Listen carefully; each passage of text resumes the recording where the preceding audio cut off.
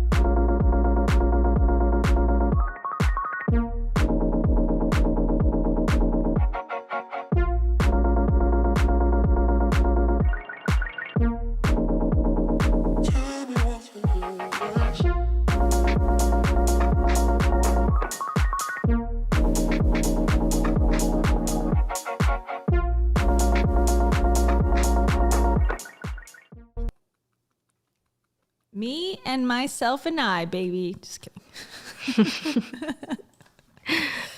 Welcome. Welcome, everyone. Hello, hello. Hold on, I gotta take a sip. I didn't have time. Those 2 minutes to drink any water. It's Thursday. Woo! Hold on. It's Thursday. Yay! We made it. How are you doing? Good. Should we tell people we've moved it back to Thursday? We're back to Thursday. Hi, guys. And we should have probably told you in advance, but here we are. So. We live by the seat of our pants in this world.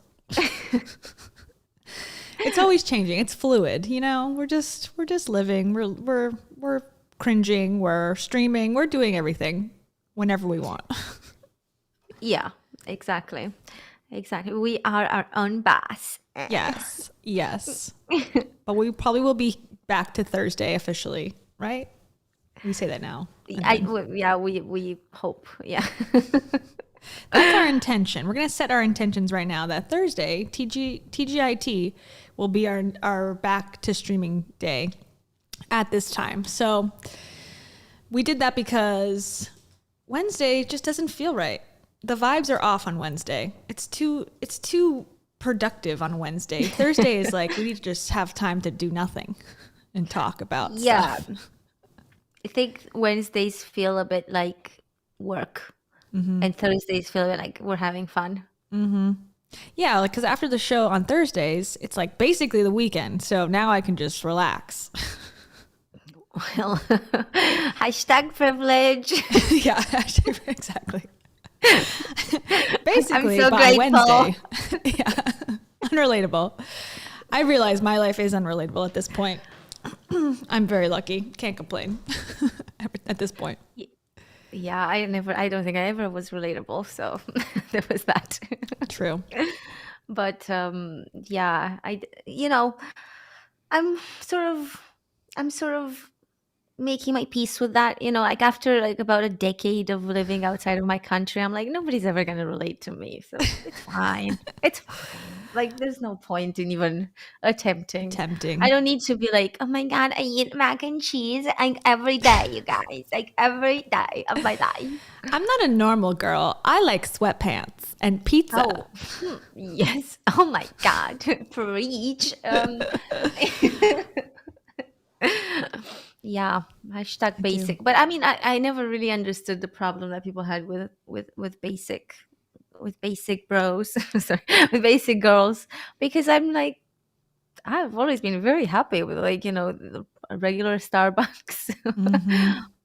leggings. I don't get it. I never understood the whole like, oh, you're so, like I'm different. that, It those things really, are great. Like they're yeah, fantastic. it really highlighted the whole concept for me with Gone Girl, the book, and then the movie with Ben Affleck, and I forget the woman who played Gone Girl, but there's like a monologue in the middle, and it's basically like, how men want women who, eat hot dogs and drink beer but are really thin and never complain and are super cool, and let them have their boys night out, and like just the way that it's delivered, I was like, damn, that is so true. I had never heard it so eloquently displayed. And then I think, I don't know, after that the tide sort of turned. Like Jennifer Lawrence, that actress who sort of was like playing that up very much in all these interviews, like, I'm just a klutz, I fall on the ground and eat hot dogs all day. People started turning on her, and I was like, all right, things are going in the right direction.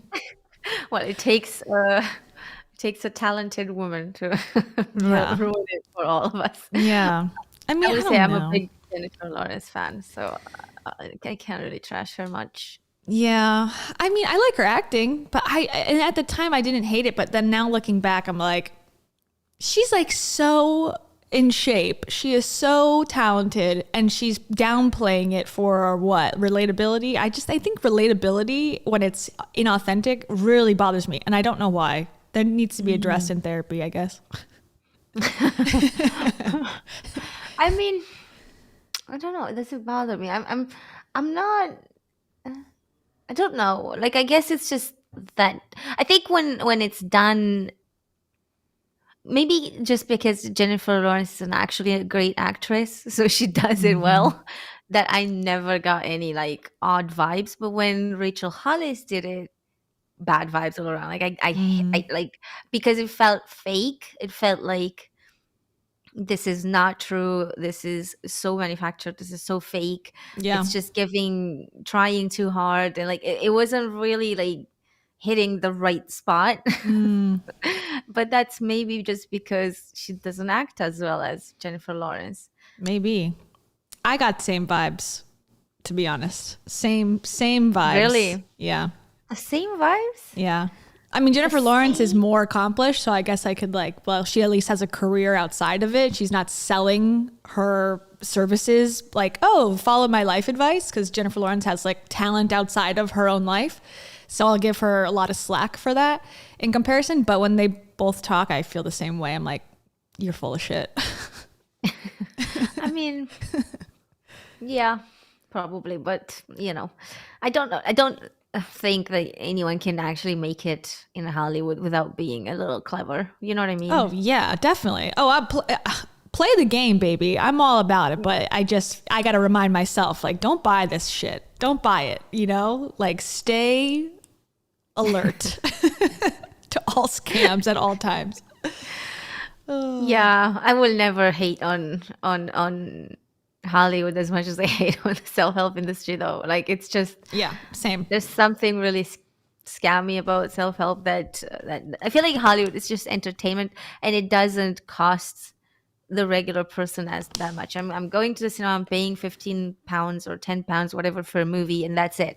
But with self-help, when they're like, oh my god, this is the value for $11,000 and it's only 975 for you, or like Wow. 997. And I'm like, It's the amazing. you know what I mean? Like, if somebody asked me $997 for a movie, I would never go. Like, Unless it was your own movie about, oh God, what was the catchphrase of your movie? Big which one? ideas. It was like Oh, think big. think big. I'd pay $900 for that screening. That wasn't even my movie. I feel like I took too much credit for that. That was not. I was just a hired. What did Alfred Hitchcock called actors? Like human props. Mm. I was just a human prop. You're a That's it. convincing human prop. And for that, I would pay the world. Yeah. Oh, I should Priceless. take that scene and put it on OnlyFans. Yes. Then you'll see me make $10. I like it. I support. Um, I want to answer this question by Mai. Mai says, are you saying she planned tripping at the Oscars, talking about Jennifer Lawrence? Yeah, I do think so, honestly. Yes. Because that's so on brand for her, and it totally aligned with what she was already doing, and it only got her more attention in the way that she wanted the attention, I think, is like, oh, she's just the girl next door. Oh my God, Jennifer Lawrence. I love her. She loves eating pretzels and going to baseball games. It's like, she lives in Hollywood. She's an Oscar-winning actress. She's a millionaire. Shut up. Yeah, okay. But I would trip if somebody was like called my name for an Oscar.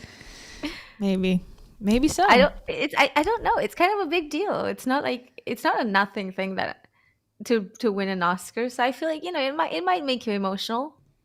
And fall on the floor so conveniently. Well, I don't know. Yeah, she was like, I don't know. Those dresses are very long though, and you have to wear heels. I don't know. You don't have to. They all choose to, which is fine. Ellen's not wearing heels when she goes to the Oscars. I mean, I would wear heels if I went to the Oscars. Sorry, Ellen. Ellen's like, no one told me the rules. I'm gonna wear Converse.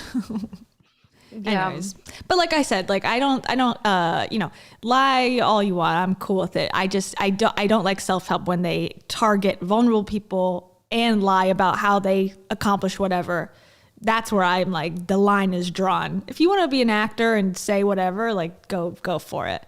And which is sort of on topic for today's topic. Well, we have two big topics today.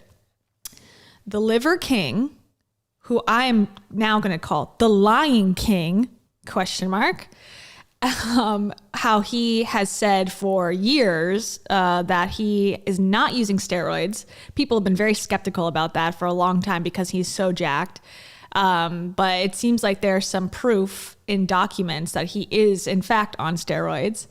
And so what does that mean for the millions of dollars that he has gotten by selling, oh, look, just live this way like I do, and then you can look like me, be like me, and it's all bullshit. So perfect segue topic.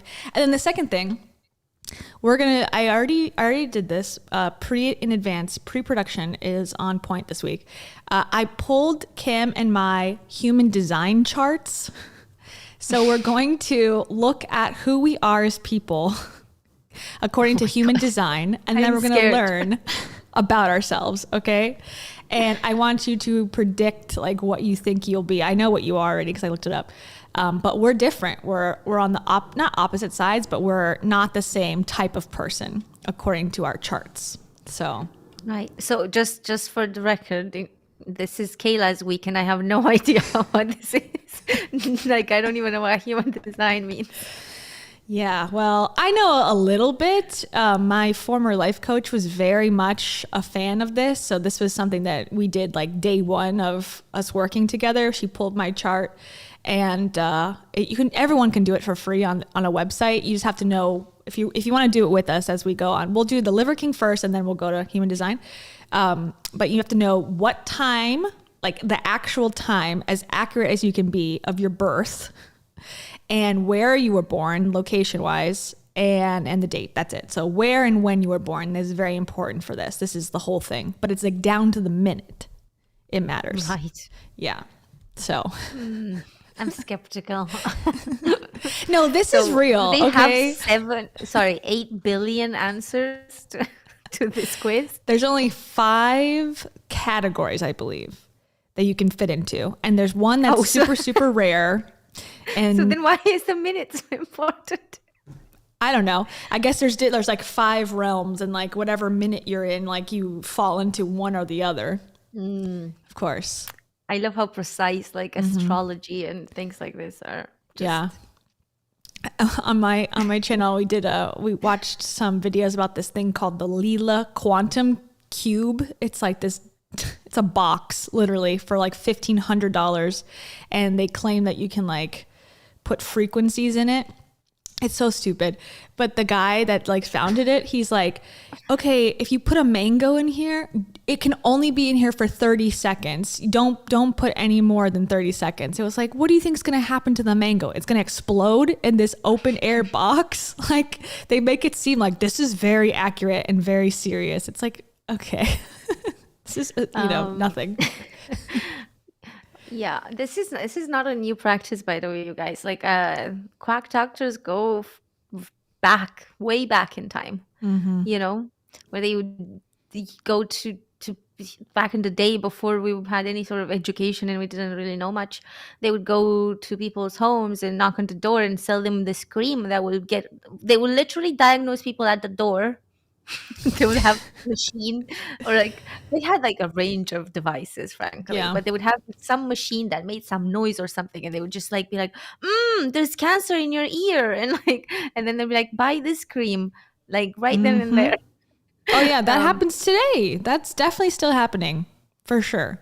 Oh shit, okay. And like this guy, he's actually a quack doctor. I'm just kidding.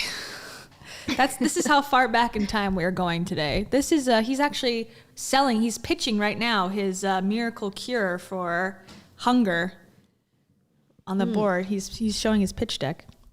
Yeah, quack doctors are nothing new. Everyone thinks like, oh, this technology is new. It's like, no, no, it's from 3,000 years ago. Where there's money to be made, or not even money, but like gain in any way to be made, people will figure out a way. We're very smart as people. I wish I had the balls. Imagine, I don't know. Like it takes someone to really just have no no consciousness, no empathy. Like you've got to be a cluster B personality to go to people's doors and diagnose them with all sorts of cancers and sell them cures. I'm jealous. I swear, I wish I had. I wish I had Empathy less has gotten of me my nowhere. personality a little bit because it's keeping me poor.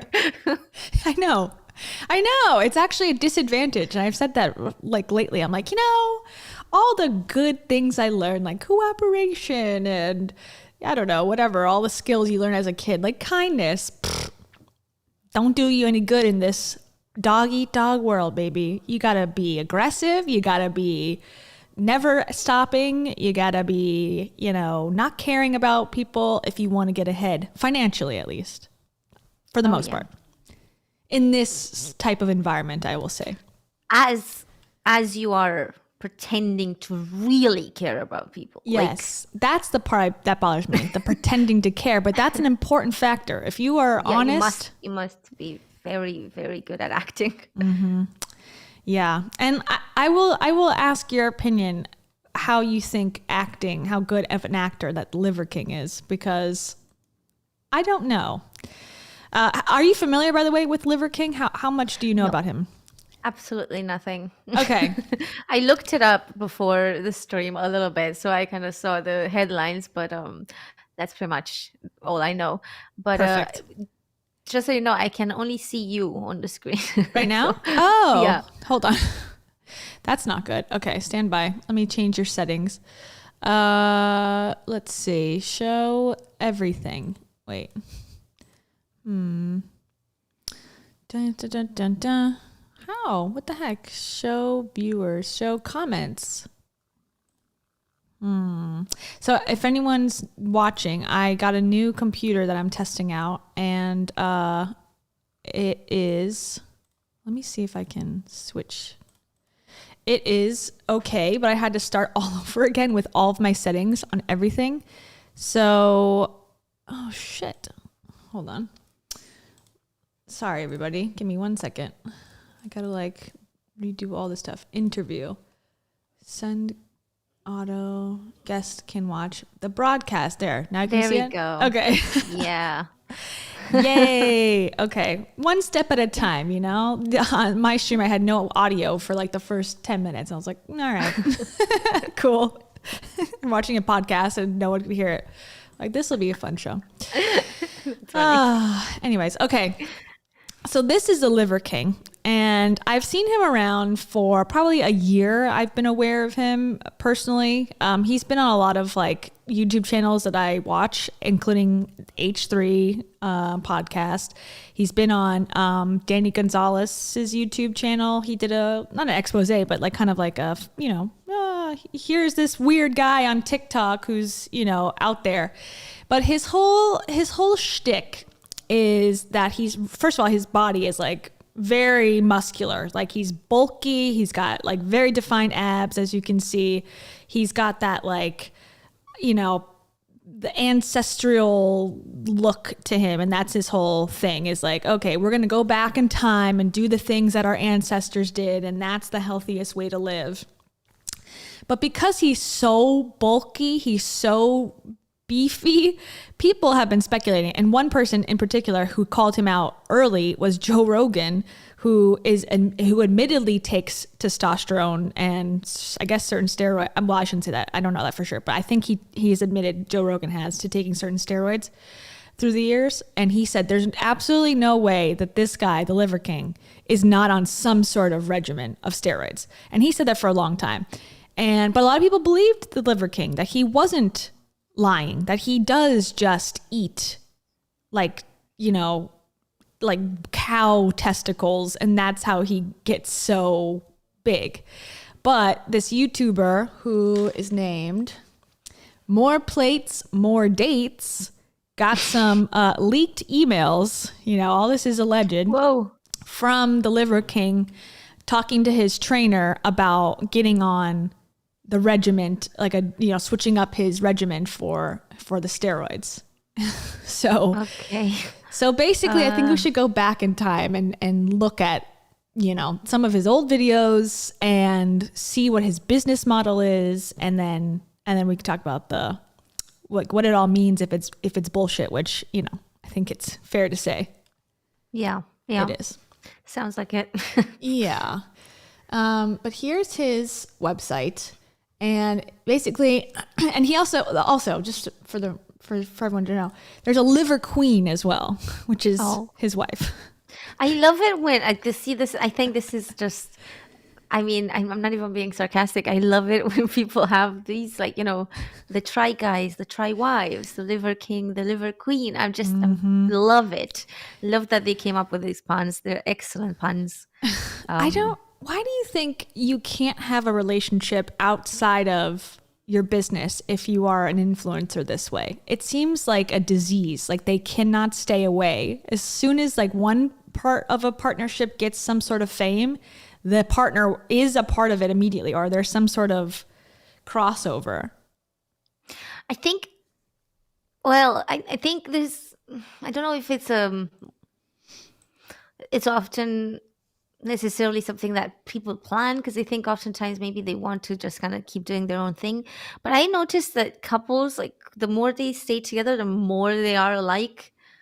So you kind of become like like super similar, like the same person, but like in different bodies. So I just wonder, and also, with influencing and stuff, if you actually do have like followers like this guy, you probably make some money. So yeah, why not bring your family into it? And there's nepotism all around. Yeah, why hire somebody to be talent when you can just have your wife or husband do it? Yeah, that makes sense to me.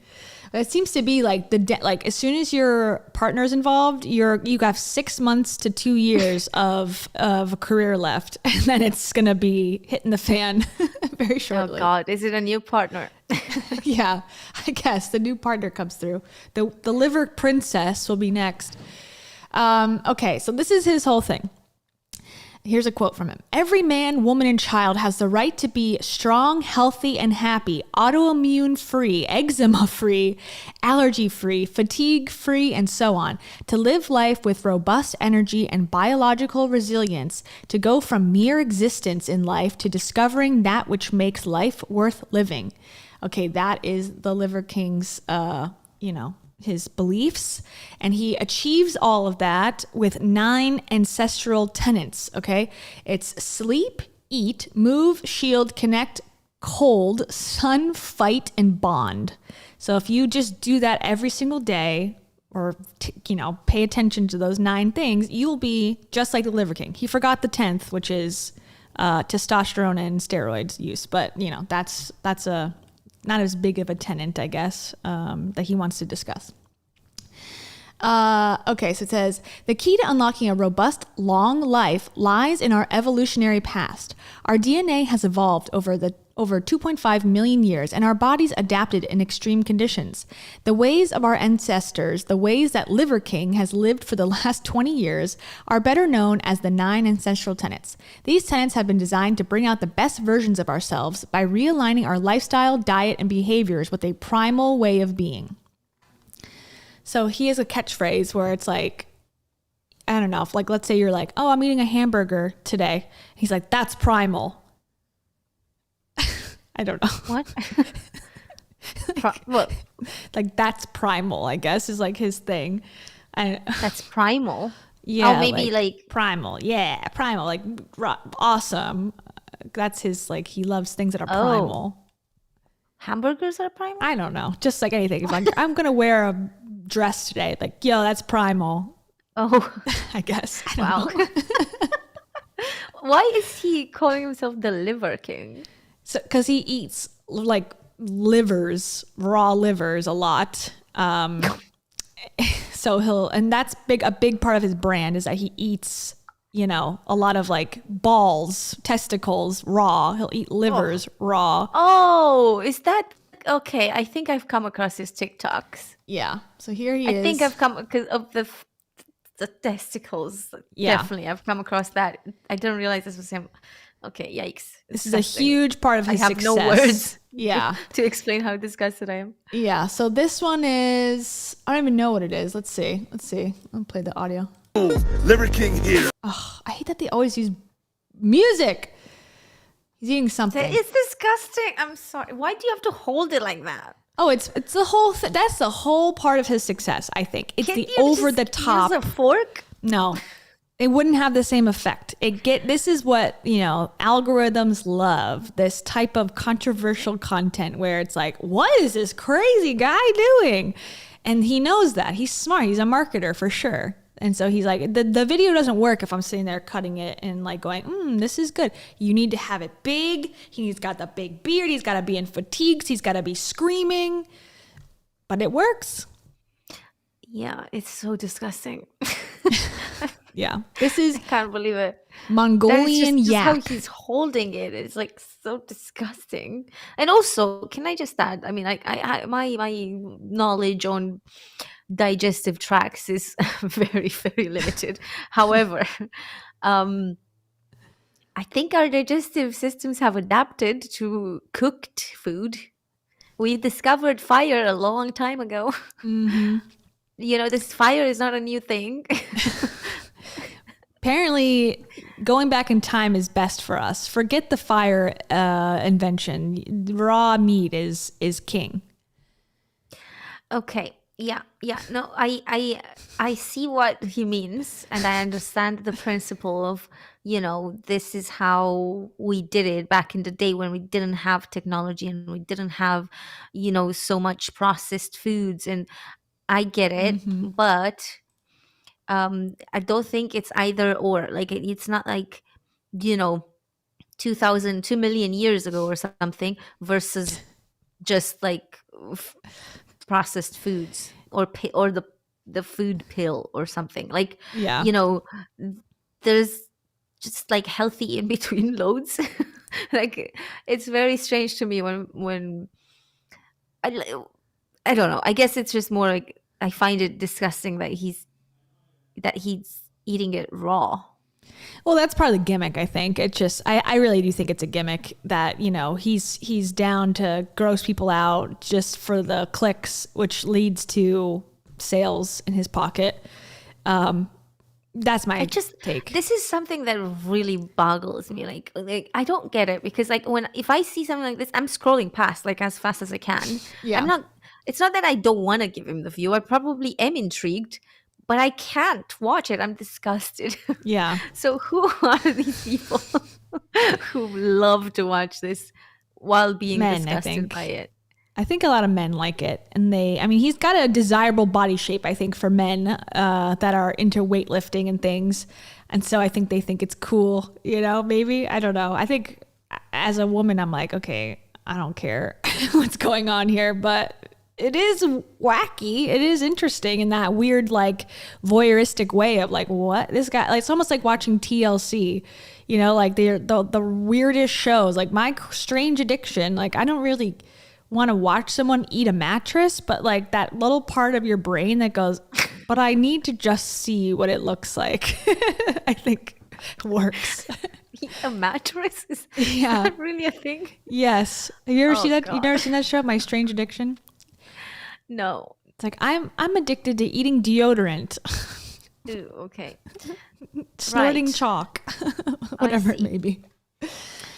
I mean, we are fascinated with like interesting things. We all need a little drama in our lives. You got to get it somehow. I don't get the guns. I really, I don't get, how is this what our ancestors did? Guns are pretty modern. Yeah. I'm not really sure about that. Like a hunter. Yes. Yeah, he discussed me way too much. But I wanted to say, because this is something that I have come across before, and I sent a link just now in the guest chat. Oh.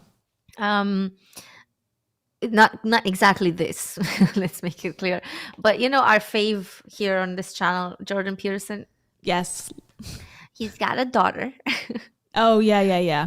Michaela Peterson. And basically she has talked about having a carnivore diet. I don't think she means what this guy does. No. I think she might be cooking them. So that's a lot more tolerable. But even that to me feels like way too much meat.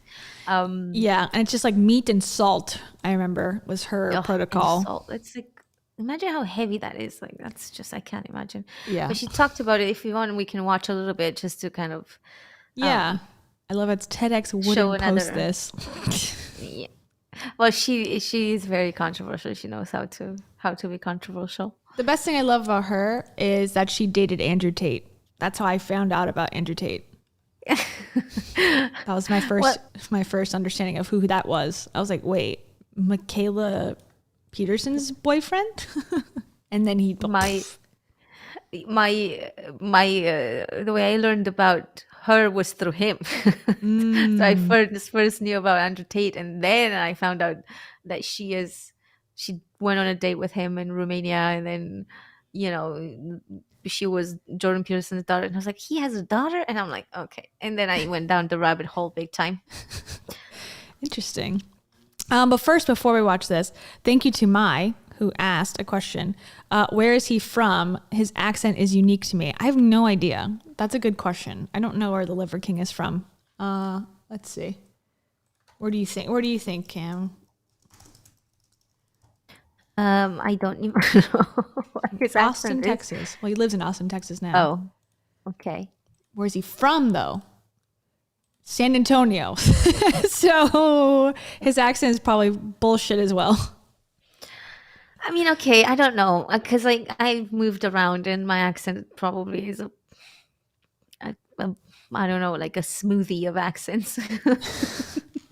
I think he does. He tries to do that like I am a warrior accent, which is like he made from nothing. It's just like what he believes, like, the people in Braveheart sound like or something. I'm not sure. But good question. Right. Okay. But I mean, but the guy in Braveheart is not Scottish. True. Yeah, who's that? Mel Gibson? A lot by the Scots. Yeah. So maybe he's a tribe of unidentified Paleolithic warriors that he's channeling. This is how our ancestors talked because of the amount of raw meat they ate. Let me know. I did a TEDx. Yeah. Hold on. Let's hear his voice for a second, because I'm curious now. I gotta find one without like 100 musics behind him. Let's see this one. Primals! And this is what Liver King is having for dinner today. But first, I couldn't be more grateful to know my fight, my unite, my purpose, my passion, where to point my energy, because people are living a life of hurt, hate, suffering, struggle, and there's a better life to live, and it can be achieved through ancestral living. I couldn't be more grateful for some of the guys sitting on the couch, making reaction video, surfacing new information that's gonna lead to some goddamn good discussions. And so now this is what Liver King is having for dinner. I got lamb shanks. I got a whole feast protein shake. I got raw bone marrow, raw testicle, raw liver. This is called the King Special. If you can't do this, get yourself a ball of King to dominate in life. I got a skillet of kidney. I got carbs. I got tzatziki sauce. I got the Liver King bar. And this. I'm sorry. I'm sorry. I'm sorry. I What? can't. You can't be possibly saying that what you need to eat is raw meat, but also his vitamins or whatever the hell that is. If you Shake. can't get a hold of some raw testicles tonight at your local grocery store, you can also order my fake ass supplements that are just the same thing for $9.95 online right now, delivered to your door. Yeah, I think that's the whole grift. It's like, make this lifestyle that's completely unattainable, pretend that it's really real, and then go, well, you can buy my protein bar, which is like just the same thing. I can't believe that. Like, this is the most. How can you do that?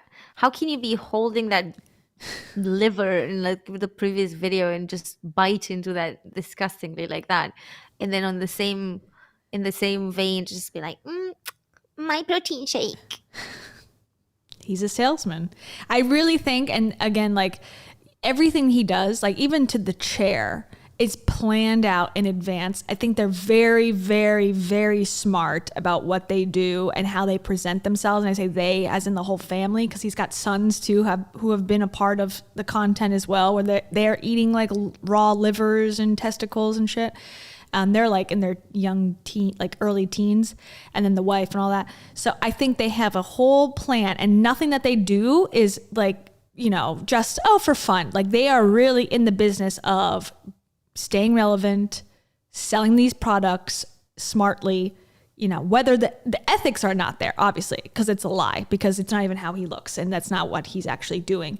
But it's all very, very pre-planned to make the most profit possible. Yeah. And this is a very interesting topic, because like before the explosion of platforms like Vine, YouTube, TikTok, Instagram, etc., all you could see was movies, TV shows. Everything was produced, everything was planned, everything was acted, even the commercials, everything, absolutely everything. You knew, like, you go to the movies, you don't expect to see a real person's life, Yeah. like selling you supplements. You expect the commercial for supplements, right? But at least it's a But then- commercial. Yeah.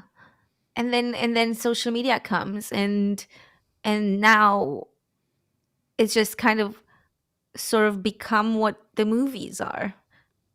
Everything's produced, everything's planned, everything's thought through, with this added element of, we now expect a real person who is authentic and honest about who they are, and like they don't lie, they don't leave things out, like. And this is interesting. This is an interesting development, and this happened so quick. Yeah, I think this is like where we're at now, where it's harder to hide your past. I mean, this guy's a little bit older. I don't know how old he is, but I would assume like 45 maybe. Like, he probably didn't grow up in high school and his early 20s having social media. But nowadays, it's going to be hard, or in the next 20 years, it's going to be much harder to come out of nowhere and be like, I'm this person and I'm going to sell you this, and here's my authentic, Instagram page, because people can look you up like much faster and easier.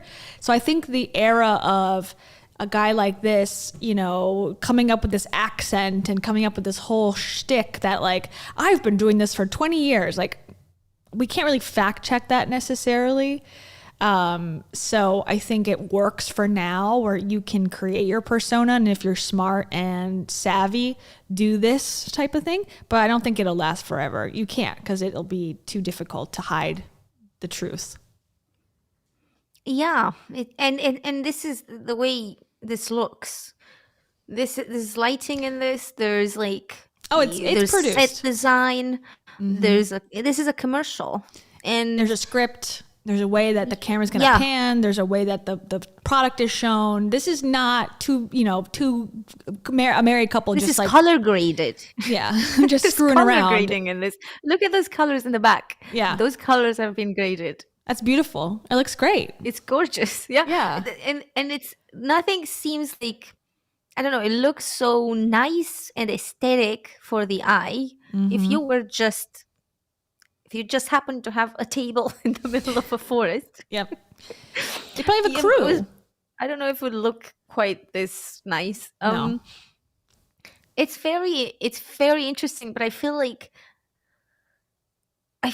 we're going back to the origins of just having everything produced and stuff. Mm-hmm. And I think it's kind of a shame. I don't know. It makes me feel sad because I think part of the reason why social media grew so fast and it went, like it became an industry overnight, pretty much. I mean, not overnight. It took a decade, but Yeah. very fast in the grand scheme of things. It's because of that element of vulnerability, and this is a real person, and they're talking about their life, and I think going back, it's kind of we're gonna miss out on it, and something else will have to happen and give us that. Well, I think it's the vulnerability, algorithm's fault. It prioritizes certain things for certain reasons, and I think that the highly produced videos, the ones that appear I think the ones that appear real but are actually secretly highly produced are the ones that do the best, because it still has that element of authenticity, but it has all of the tenets of a good video that is, psychologically enticing. It's quick, it's fast, it's colored nice, it's, getting the product on, it's, to the point, whatever. So I think it's even a problem with the technology now, that someone's ramblings that normally, like before the algorithms were very advanced, might get across your feed, but now, because it is so like rapid fire, it knows exactly what you will be interested in. Now you can manipulate it by doing stuff like this. Yeah, definitely. I feel like technology needs to catch up a little bit. Yeah. But I couldn't catch up fast enough. No, I know. If you ask me, because Agreed. I'm this close. You're that close to the edge. Yeah. Here's more accent of Liver King. Primals. In honor of my inner circle tribe traveling to Liver King Ranch, and to honor and express my own genetic fitness, I'm going to parlay my 24-hour fast into a 48-hour fast to honor the sacrifice, to honor the struggle of our early ancestors, and to feast like a king when it comes to Wednesday and Thursday. So this is what Liver King is having for dinner today. I have maybe an ounce of Redmond sea salt. And that is what Liver King is having for dinner today. Liver King, out. Primals. Look at the sky. He talks in the third person also, obviously. He eats sea salt for dinner? I guess he's on a fast. Primals. Here's another one. This is another example of like, look how produced this is. You got the full pig. You got all the dishes. He's got the fox hat on. He's got his throne. This is not, again, another not produced piece. Need to know how hard Liver King Chef Lionel works on Thanksgiving. I'm Liver King Chef Lionel, and for Thanksgiving, Liver King requested a turducken, which is going to be a chicken stuffed inside a duck, which is stuffed inside a turkey. But of course, for Liver King, we took it up a notch. We're going to have a turkey stuffed inside a goat, stuffed inside a pig. We smoked that for 10 hours, so you know it's going to be very flavorful and very soft. With every dinner, we're going to have our liver, testicles, and bone marrow, because that's when you need to kick ass in life. We also have some stuffed testicles. These are the membranes of the testicles stuffed with some really primal goodness. We're going to have some mashed sweet potatoes, regular mashed potatoes, and of course some cranberry sauce. And of course you can't have a Thanksgiving feast without some primal stuffing. And to bring everything together, we have a tzatziki sauce. Semen. That's what we're having for dinner tonight. Liver King Chef Lionel, out. I'm sorry. Primals need to know. I'm sorry. Is this a chef? Is that cooked food or? Yeah, I guess that's cooked. He's got some raw stuff, but he's also allowed to cook, I guess. Some stuff. Right. So he also does a lot of fitness stuff, obviously. if you couldn't believe it.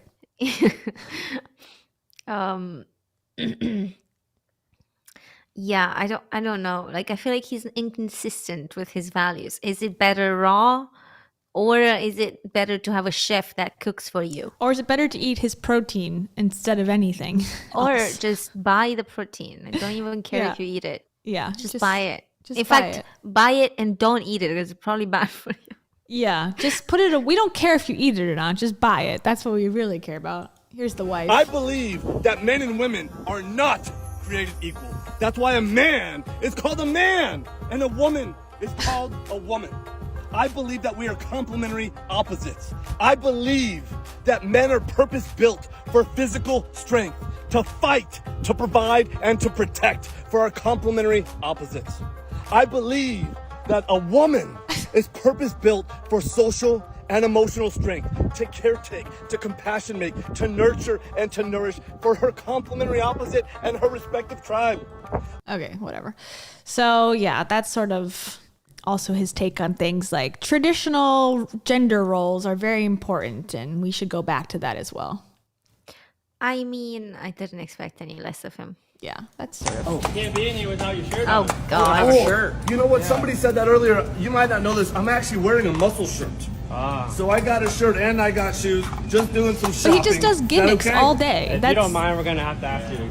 It's all gimmicks. Like everything's a gimmick. Like, okay, let's walk through the fucking Mojave Desert and talk about gender roles. Let's go on a horse through the, like they have like they're like, okay, let's brainstorm and let's have the throne with all the stuff and we'll have the chef come in and show the testicles. Like I just feel again like if you look at I looked at this before and I was like, yeah, this is a scheme. This is not people living the actual lifestyle. It's all about presenting it in a very engaging way on social media. These people aren't living an ancestral lifestyle. There's no way. This is making me think this is a TV show. The Nathan. No, I'm serious. Nathan Like, Fielder. It makes me think there's a production company behind it that's making these. You might be right. Or unless like they have These like a character, because like you could pitch a TV show and be like, we're gonna have this character and it's gonna do this, and technically, originally you would have pitched to like broadcasters and stuff, but now maybe you can pitch to like people, be like, listen, Yeah. we want to do this. direct with to you. consumer reality TV. What an interesting concept. That's a great theory. But like, there's no way he did this because like he's not there calling Tesco and being like, "Hey, can I walk with my horse in your like?" Yeah, somebody's doing know what it I for mean? him. Yeah. Somebody's like planning this. Somebody's talking to the managers, being like, "Here's how much we'll pay you to let us like walk with the horse for 5 minutes in the store."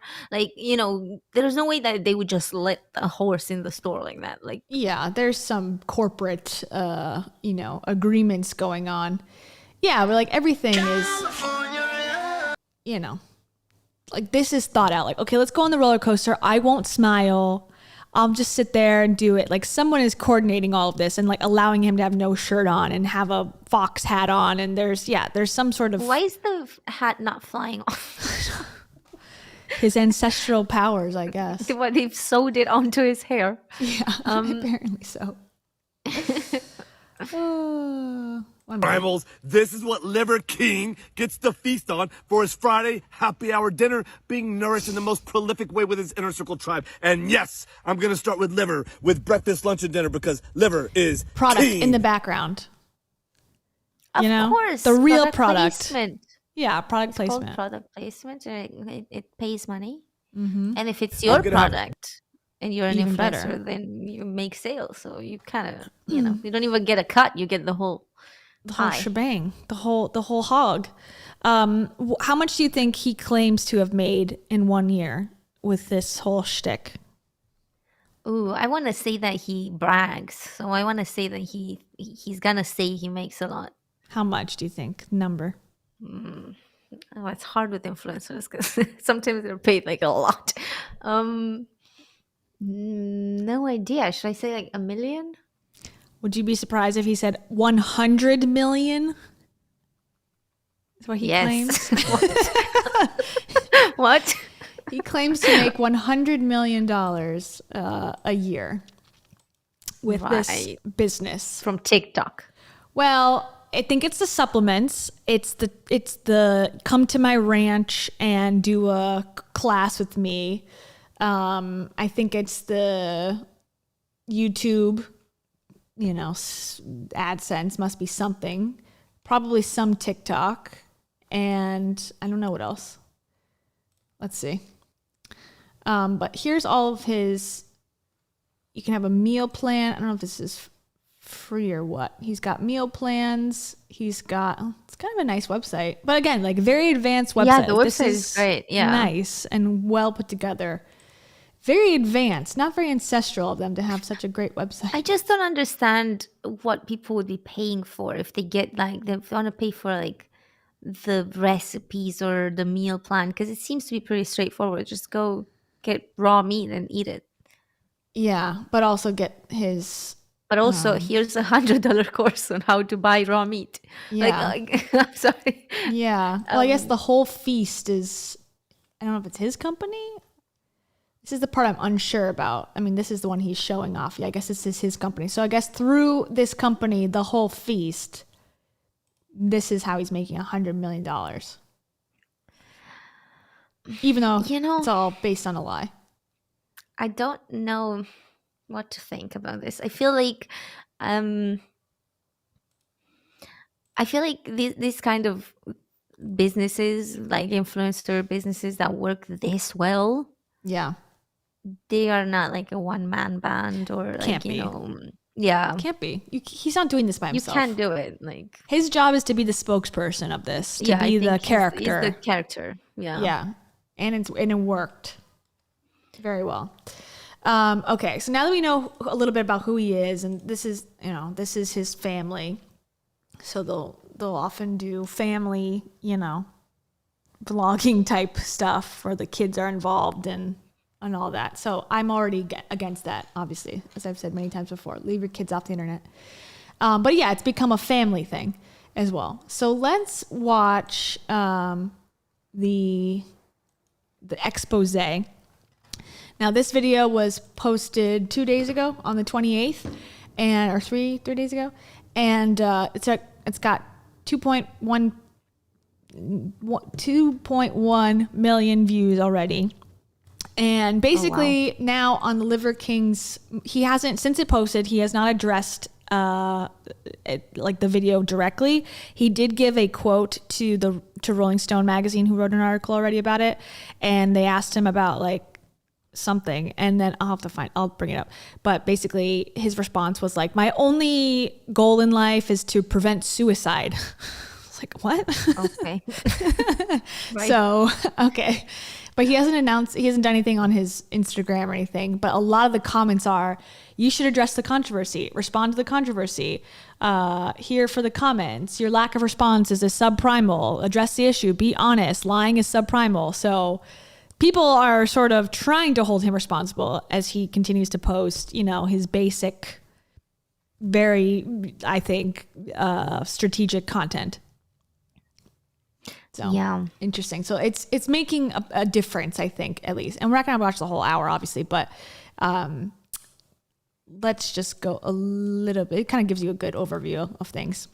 Leaked emails, blood test results, and a full steroid cycle breakdown. That's what we're going to be getting into in this video, and it is shocking to say the least. Before we do, though, it only feels fitting to go back to the beginning, because this very much feels like a story that has come full circle for us on this channel, and do it the justice it deserves by fleshing it out from inception. When I first noticed the Liver King, he had 1% of the following he does now across all platforms, if that. And within a year, he has managed to build a fan base of millions of followers and has been on several of the biggest podcasts in the world, echoing his message to the masses. His message centers around 9 core ancestral tenets, which have remained the cornerstone of his content since day one: sleep, eat, move, shield, connect, cold, sun, fight, and bond. And apparently there's a 10th one he sometimes likes to throw in there, which is fun. Liver King believes the modern world has made men soft, and it's his duty to empower the masses to become jacked, high testosterone, metabolically and cognitively peaked primals with a higher quality of life, and to inspire change and achieve this and be maximum impact. He does it through as viral of content as possible. He walks the walk and shows off the polar extreme of ancestral living, which includes being shirtless essentially in perpetuity, doing hard shit constantly via heavyweight training, and unorthodox, difficult fitness challenges, as well as showing off the ancestrally consistent meat and organs he eats huge quantities of, and this includes heart, raw testicles, liver, etc., and flying around the world to share his beliefs about health and vitality whenever he gets the chance. I saw Liver King's content for the first time in September last year, shortly after he started his social media push. I think his first post was August 2021, if I'm not mistaken. I started getting tagged more and more on his content when people started noticing he was implying heavily that his physique was achieved solely by following the 9 ancestral tenets and was not enhanced with steroids or any exogenous hormones or PEDs. Have you seen that bloke that eats just the raw? No, that's a gimmick, that guy. It just looks ridiculous. He's got a plate of hearts and it just looks weird. He's got an ass filled with steroids is what he's got. Yeah, he should have a big plate of steroids next to it. That is not a natural body. Of course it's not. That guy is... I gotta say, I do appreciate Joe Rogan's take here. I mean, he's not really ever afraid to like say whatever he's thinking, which can lead to bad takes. But in this case, like, I think he had every reason to go along with it because it's like, oh, well, we know, who knows? Like, the guy's telling the truth. He might as well like, get him on the show and talk to him. And he's like, nah, this guy's a gimmick. And that's my take on it too. So I'm like, okay, it feels nice to be validated. Yeah. By someone who would know.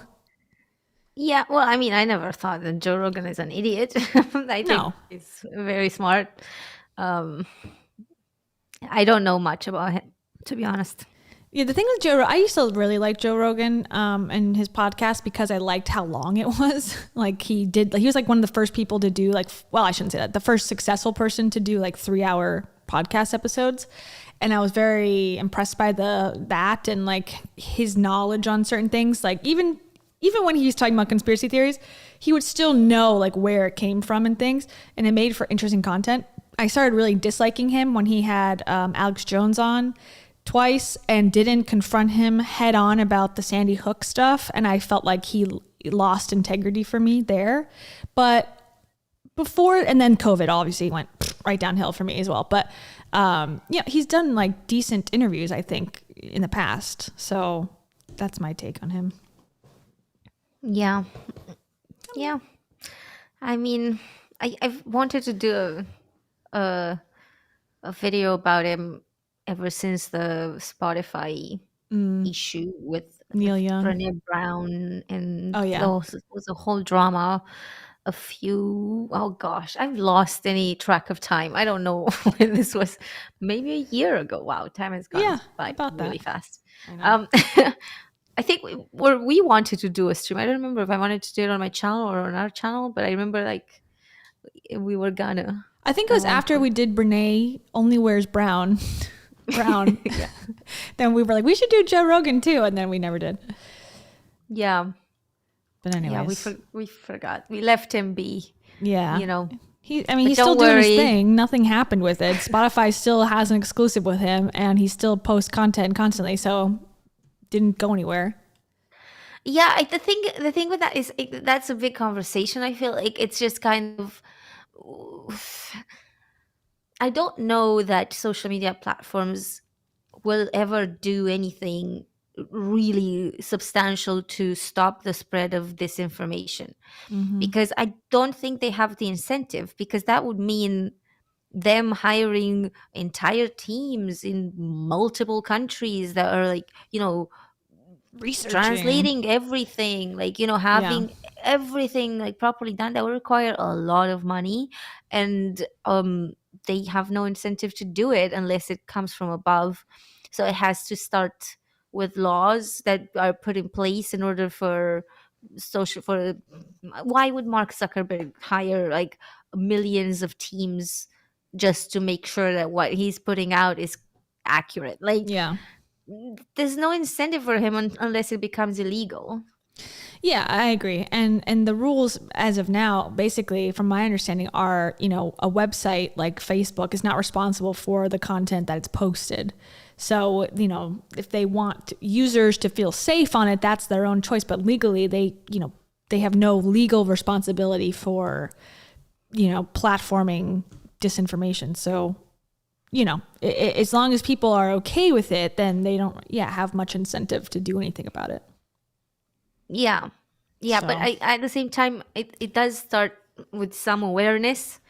I think it has to start with some awareness in order to get to lawmakers, and that will be a long, rocky road. So it's Yeah. not like, you Good know, luck. like there will be one video and somebody says, you know, there's like misinformation, and then Joe Biden will be like, yeah, you know what? You are right. I'm stopping it right now. Like, Or putting an end to it. Yeah. But that's also, it could be a slippery slope, because similar to our discussion on the Jordan Peterson front with, you know, his take on things in Canada, where they were proposing a law about the use of pronouns. You know, it might sound like a good idea. Like, let's get rid of disinformation. Let's outlaw it. But then the tables turn in a very quick period of time, potentially, into a different party or a different mindset. And now all of a sudden, and someone said in the comments too, I agree, like the definition of misinformation can change dramatically. So if, let's say, you got a person in power who believes in the Bible as like, you know, the ultimate law, now all of a sudden you could start outlawing anything that does not align with the Bible. And just because the law was written like, okay, the rules are misinformation cannot be delivered on these platforms, if that now person in power says, well, my definition of this is the Bible, like, then all of a sudden we could be down a very dangerous road. So I always err on the side of educate yourself. It's as horrible as that sounds, like, you know, in this world that we're in, you really can't rely on other people to tell you the truth. And you have to sort of always be on edge about everything that you see at all times, I guess. You know, honestly, don't trust anything ever.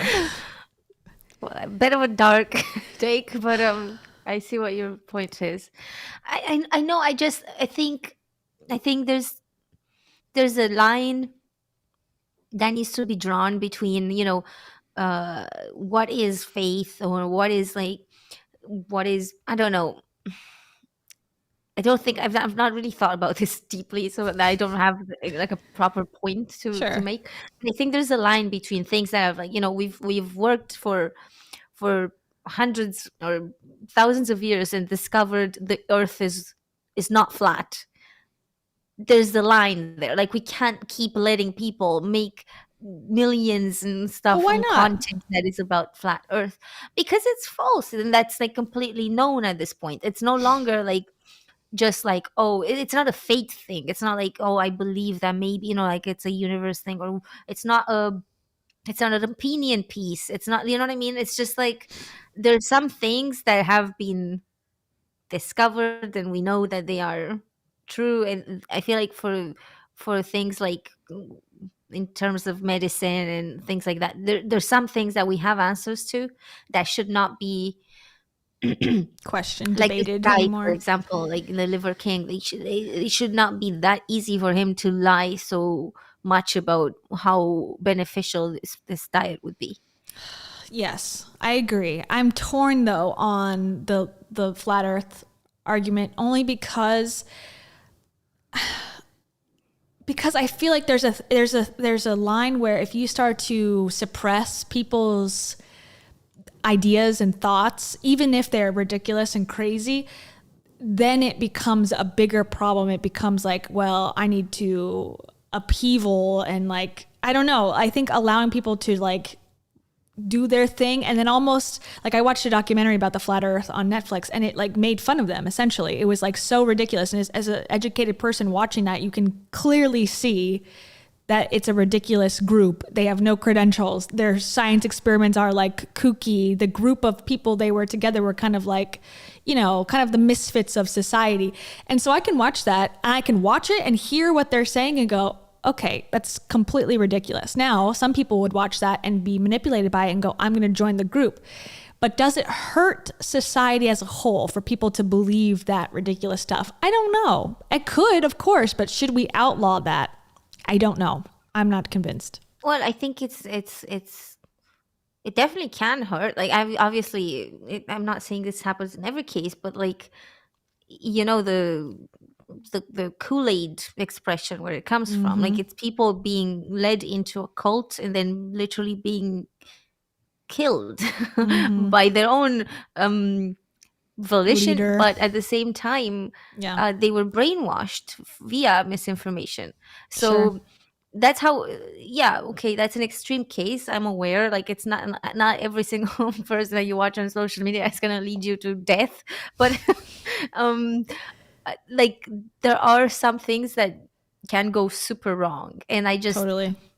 I the agree. problem that I feel like I'm finding right now with these, with the I am pro free speech. I think you should be able to speak your mind. That's that's not a debate for me. But with social media and content made by regular people all the time, my issue that I've noticed in recent months is that I would believe some things just because they were said to me via an influencer that I watch or something, and then I would realize, like, later on through research, that was completely false, and I don't know where that came from, or you know. So I realized, like, and I'm someone who we have a channel for this, we have several channels for this, like, I think very critically on these things, and, like, you know, I tend to be very mistrusting in general of most people. So, so I'm like, if they manage with me, who I can be very, like, you know, just kind of to the point where You're it's become thoughtful about your information. a bit of an issue with, like, when I speak to people, because I'm constantly like, what is that, like, really, you know, I've become a bit skeptical to a fault. So I'm Same. worried because a lot of people are getting their education through social media. Totally. And this is the part where I just get a little bit, it's making me a little uncomfortable to know that some people are getting completely educated in the radicalized. Radicalized in a way that is completely inaccurate and has nothing to do with, like, the way things work.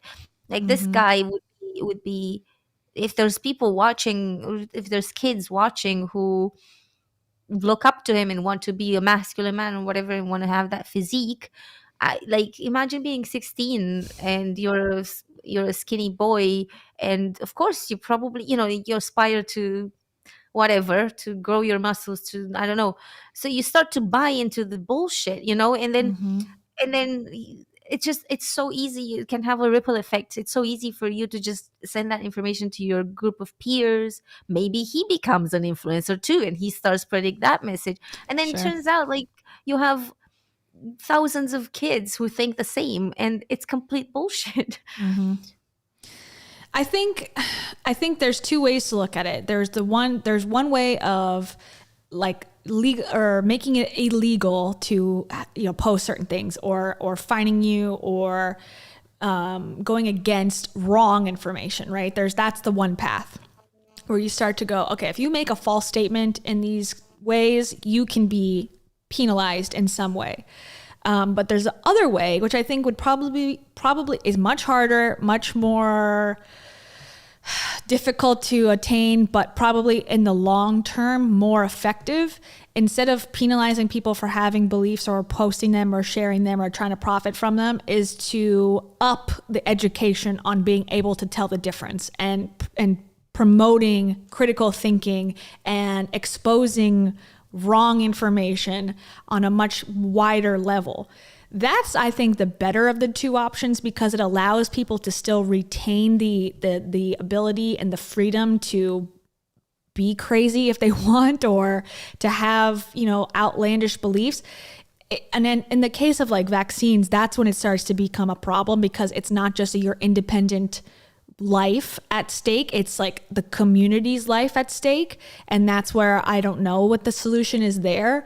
I guess it would still be more education, more trying to combat it from that side of things.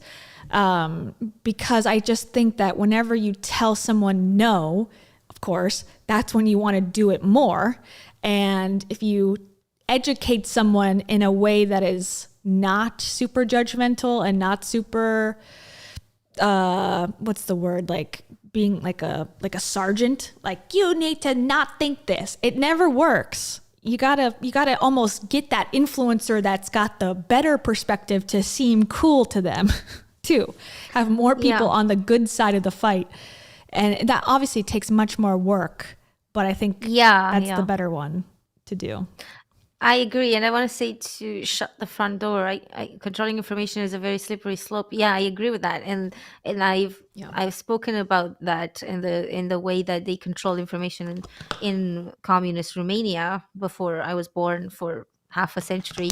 I've spoken about that a lot. So I this is why it's such a difficult.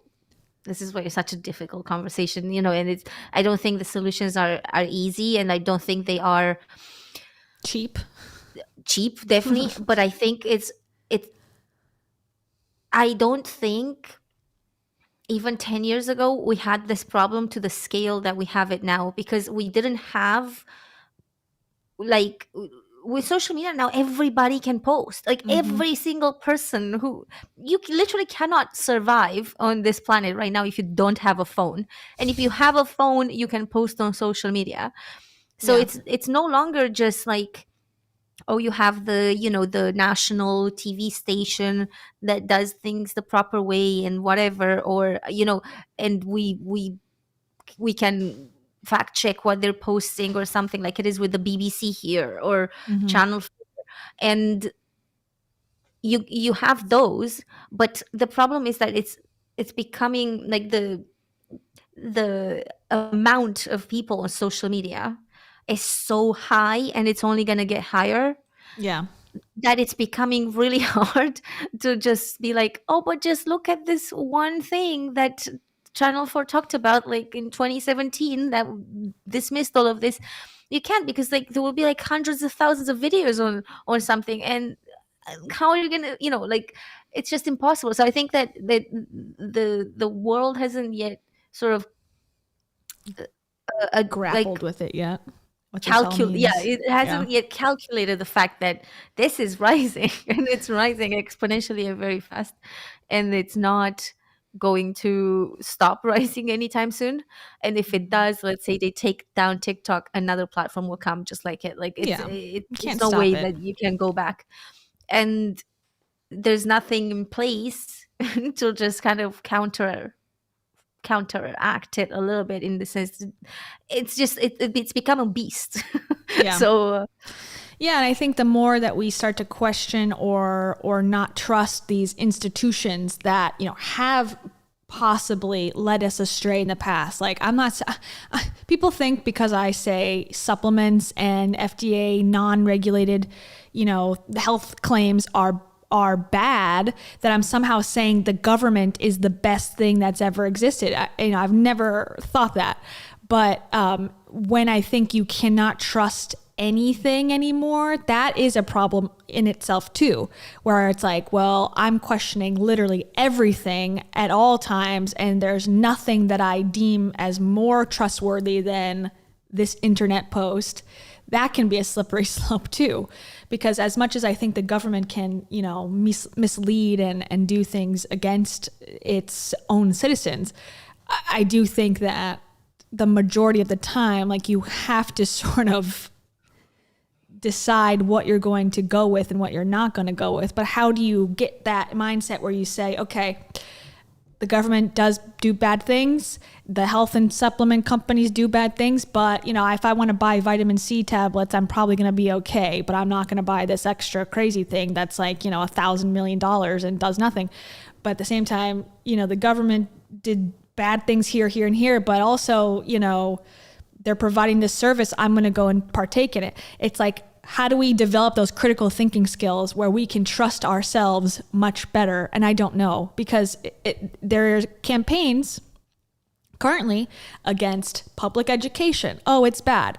Wokeism is bad. College is bad. And those people in everyone's ear in the media is slowly going to trickle down. And now we're going to get a less educated population, which of course leads to, in reality, more followers, more people without critical thinking skills. And then we're going to be in a worse situation. So I just think more education, more critical thinking practice, more hearing multiple streams of information. Oh God, speaking of,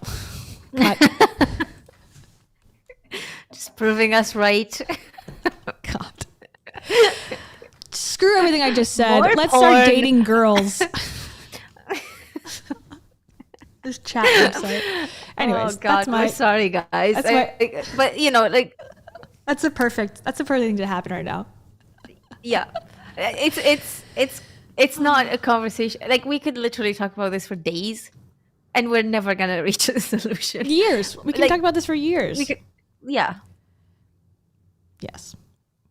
So there's no answer, but I think it's good to talk about it and not have a solution. But just to think about it is a critical thinking practice. And I think my 5 to thrive in the world of disinformation, number 1 is do a critical thinking practice every morning before you get out of bed.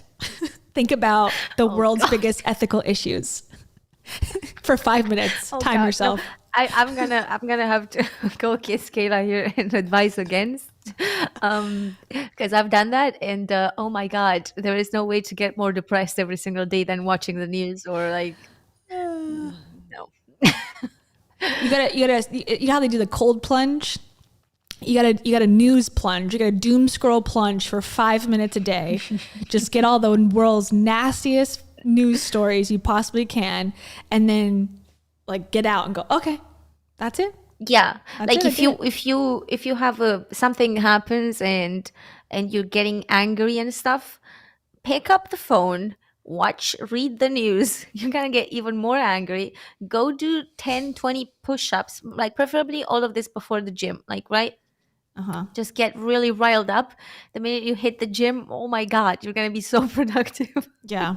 Contemplate much why anger we're to here. release. Yeah. Right before the gym, before you eat your first meal of, solid, non-raw meats, contemplate the cosmos. Before you eat your first testicle of the day. Yeah. Is God real? Think about those things and then proceed to your job. Oh my God, you're gonna get fired that day. But that's a good practice, Limit the time. Good Do it, is but limit it. I don't know. I'm just joking. But I mean, maybe I'm not. I don't know. Is a debatable word. Be like, what is the meaning of good in my life? What That's is a the good one to meaning of think. life? What is God, I life? went down that rabbit hole, and oh my God, that found out? was followed by a year of depression. I found out. Yeah, I found out, and it's not good. It's not promising. It's very bleak. It's better not to know. It's better to think, I'll figure that out later. I'm young. Anyways, okay. Do you want to continue watching this, or should we switch gears? Basically, the whole thing is there's these emails that reveal that he has steroids and that his whole thing is a shtick and bullshit. We sort of already knew that, and he hasn't addressed it.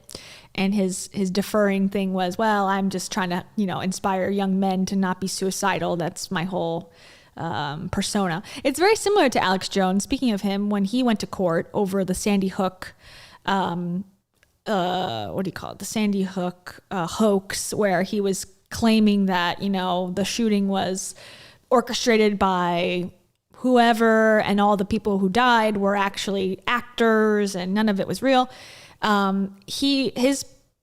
His defense for that at one point was that it's all satirical. It's a persona that he has for entertainment purposes, and that he should not be held responsible for the claims that he's made.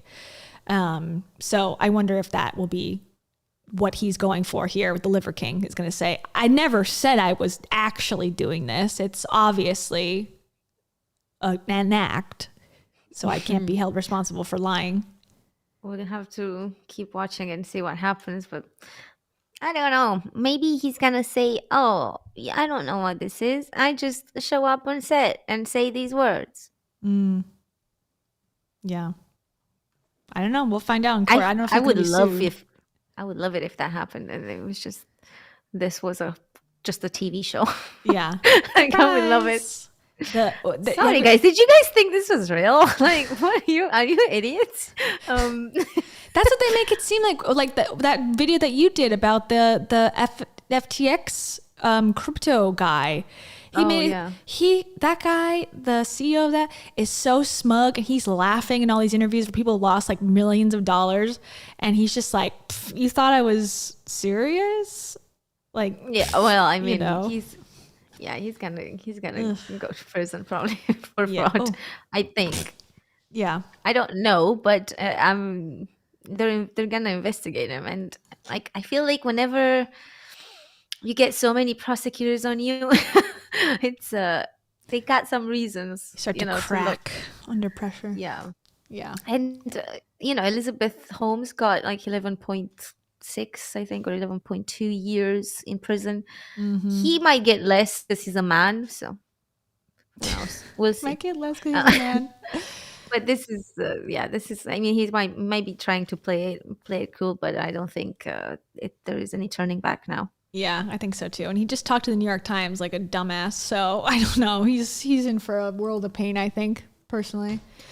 Okay, Yeah. just to wrap this part up of the stream, let me read this article about the allegations. So apparently he's spending 11 grand a month on steroids, which is sort of shocking, 11 but also grand? not. The guy's bulky, the man. hell? It costs $1,000 per ab. So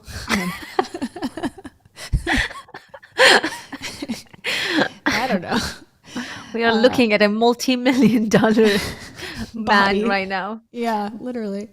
His real name is Brian Johnson. So, larger than life bodybuilder Brian Johnson, dubbed the Liver King, allegedly has a secret to his impeccable physique: steroids. Ooh, so secretive. Johnson, who rose to fame after claiming he lives an ancestral lifestyle that includes eating raw liver, was outed by a fellow bodybuilder who claimed to have evidence of Johnson's steroid use, as seen in leaked emails allegedly sent by Johnson. The father of two has been posting to Instagram since August 2021. That's crazy. He just started then. That's nuts. Wow. Amassing over 1.7 million followers and swearing that his intense workouts and eating as a modern caveman are the secret to how he's achieved and maintained his ripped body. Johnson, who has posted videos showing him chowing down on raw animal liver, protein shakes, egg yolks, and bone marrow, claims his body is 100% natural and has staunchly denied steroid use.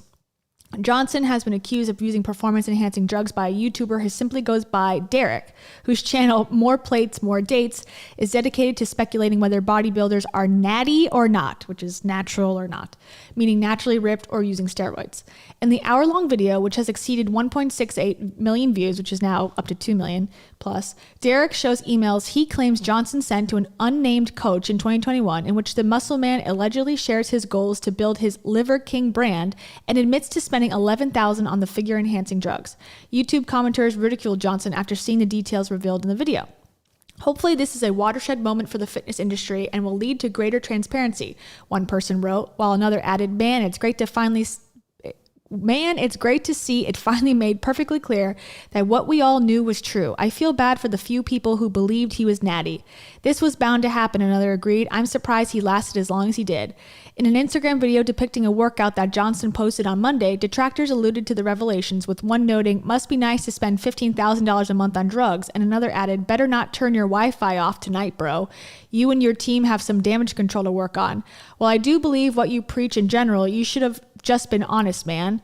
Johnson had previously addressed allegations about using performance-enhancing drugs bluntly, but cheekily telling a Barstool Sports podcast, I'll be honest, I take PEDs. I prioritize, execute, and dominate every fucking morning.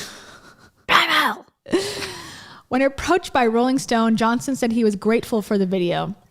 Quote, in a weird way, I'm grateful for the recent events that have shed light on this complicated as fuck topic, Johnson wrote in an email to the publication, although he apparently did not address the latest steroid allegations or whether the emails were real. The Post has reached out to Derek and Johnson for comment. There you go. Right. Okay, so it's a developing story. I guess we'll have to find out next week. On Cringe-Fluencers. At 2 p.m. On 2 p.m. on Thursday. Most likely, unless we change our minds. Is it just me, or are men like this just not attractive at all? The huge muscles, yeah, I'm not into it. I'm not into it. I don't think any woman it is. Does not turn me on. I think most women don't want that, but it's more for men thing. It's like how women wear certain outfits for other women to like it. It's not for men. Oh yes, that's true. It's like that for like men. I do that. Women don't want. Yeah, women don't want muscles. Men want it for other men to show I'm more muscular than you. Okay, you ready to find out your secrets to life? Oh yes. Okay. Please. So remind me, because I'm a bit lost about what this is. So is this the Enneagram? No, different. Oh. We're going to do that again. We're going to do that at some point too. This is different. This is a different way to label yourself and fit into categories. Okay. Actually, would you rather learn about it first? Or would you rather know what you are first? Or just do an overview? I don't need to learn about it. Just like a brief introduction. Is it like the horoscope? Sort of, yeah. It has to do with, where, like I said, like where the planets were aligned geographically on Earth and where you were at the time that happened. So like your birth, okay, the minute you breathe air, I suppose, that planetary alignment decides what, how you interact with coworkers. Why does it not matter the minute that the sperm hits the egg? I wonder that too. I guess the conception is not important. I would think that would be more important, honestly. Yeah, because that's right? the first moment of mixture. But and not to be like a bit cringe myself here, but maybe there's babies that don't get born. They don't have a fate. Yeah, well, I guess they don't have to have, I don't know. They don't count. Stop thinking. They're not human. Get rid of the critical thinking. You've already done your 5 minutes today, okay? We need to not critically think anymore. Sorry, one more critical thinking question before we go in. Does this work for animals? Probably, of course. That's a trend I've seen lately with these spiritual products is that now you can just apply it all to your animals. So in case you don't care about yourself, if you really care about your dog or a cat or a horse or whatever, now you're bought into the trend as well. And this for anyone at home or wherever you are at work. If you would like to track your human design chart, go to myhumandesign.com/get-your-chart. And for free, you can also get your chart right now and follow along at home. And all you need, like I said, is your name, which is not important, I don't think, to the celestial gods. That's the only thing that doesn't count. Your year, month, day of birth, your hour and minute, and then the location. So down to like the city, the town in which you were born. So yeah, there you go. Like we covered this earlier, but like this should have essentially 8 billion responses because we're all so different. It counts, like the minute counts. Like obviously, no. Oh. Right. Well, let's look at it like a little quick video, just like what is human design, just to get the basic understanding. What is human trafficking? No, I don't want to know that. I want to know what human design is. Okay, this is a girl I actually followed. This is shorter. Okay, let's do this. Human design is... Nope, she's got music. Shut up. I am obsessed. I used to follow, she was a videographer that did tutorials about like running a videography business, and then she switched and I was like very disappointed. But she talks about human design. With this book, with human design in general, and I genuinely cannot go one more day without telling you about it, because it is something that has radically changed my life and has been happening behind the scenes of this YouTube channel since May 2020, and I'm finally ready to voice it to the world and share it with you. What's up, y'all? I'm Amanda Horvath, and I believe that video is a spiritual teacher, that if I can purpose. Explain it! Oh my gosh, you guys, I'm so freaking excited to share human all designed. The intricacies of this thing is absolutely wild. So what the heck is it, Amanda? I know, let me tell you. So essentially, what it is that we each have auras. Every one of us has an aura. Think about when you walk into a bar, you're going to feel a certain kind of vibe, right? Here in Austin, we talk about vibes a lot.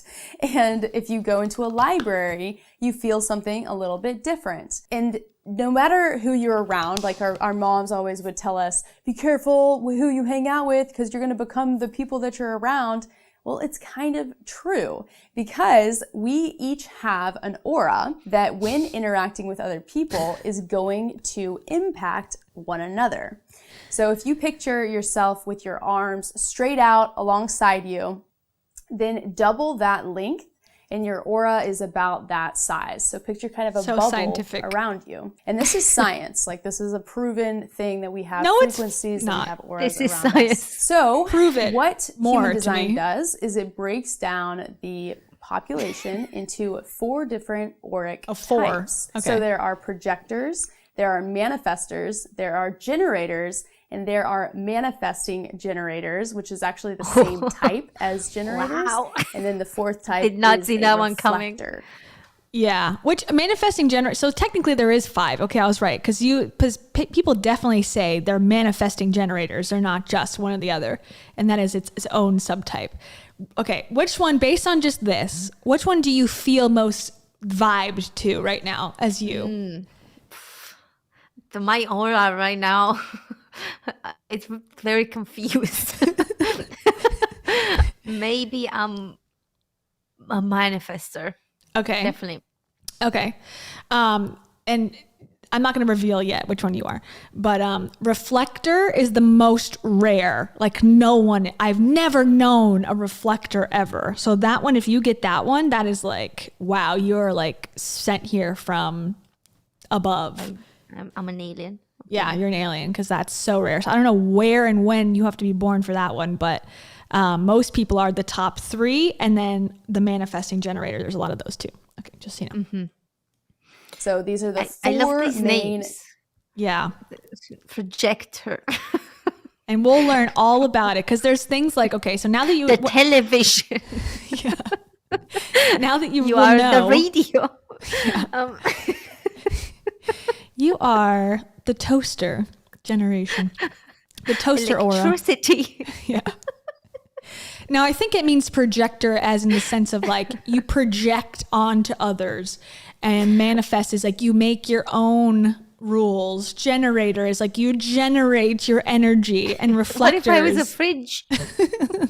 You have a chilling effect on the world. I like that.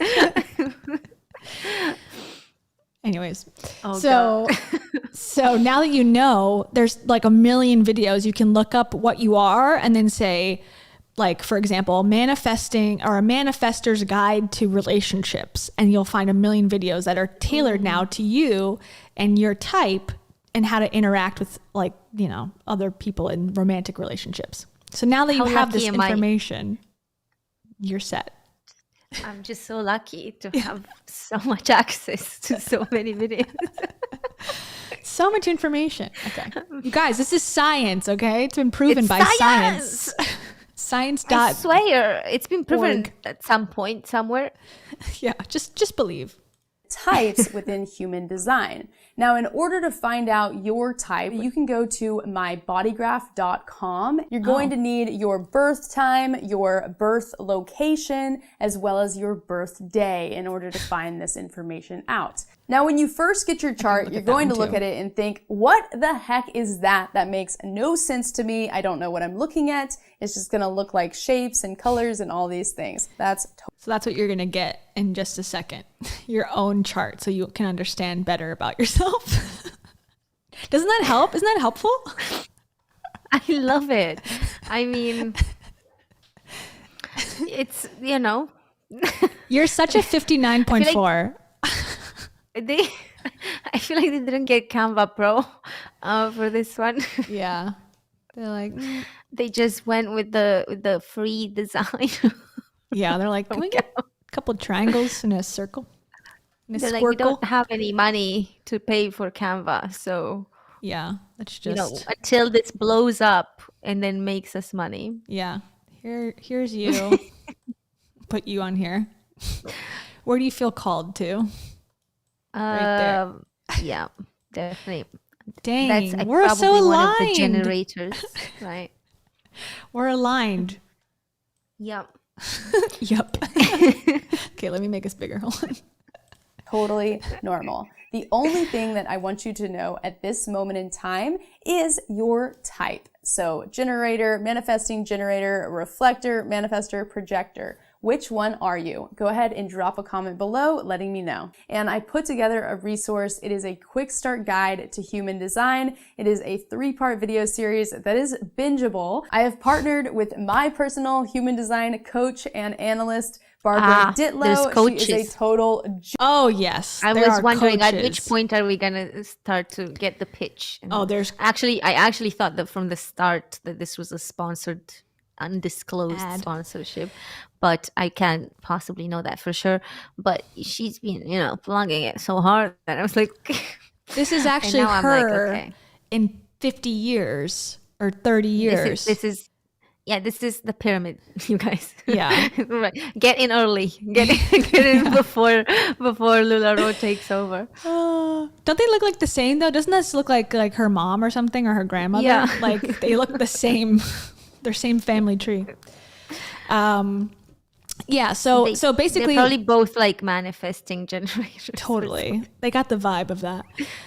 Because the charts are so complicated, it's often practice to hire someone to read it for you, to give you their full like analysis of all the different, you know, elements, because it is so complicated, and there's leans and there's like, you know, what do they call it? Like in Enneagram 2, they're like, I have a sideboard of, you know, a 3 with a wing of this. Like they overcomplicate it so that you have to have a professional, certified human design, you know, person tell you what this actually means for you. So that's definitely part of it. Gonna get the experts.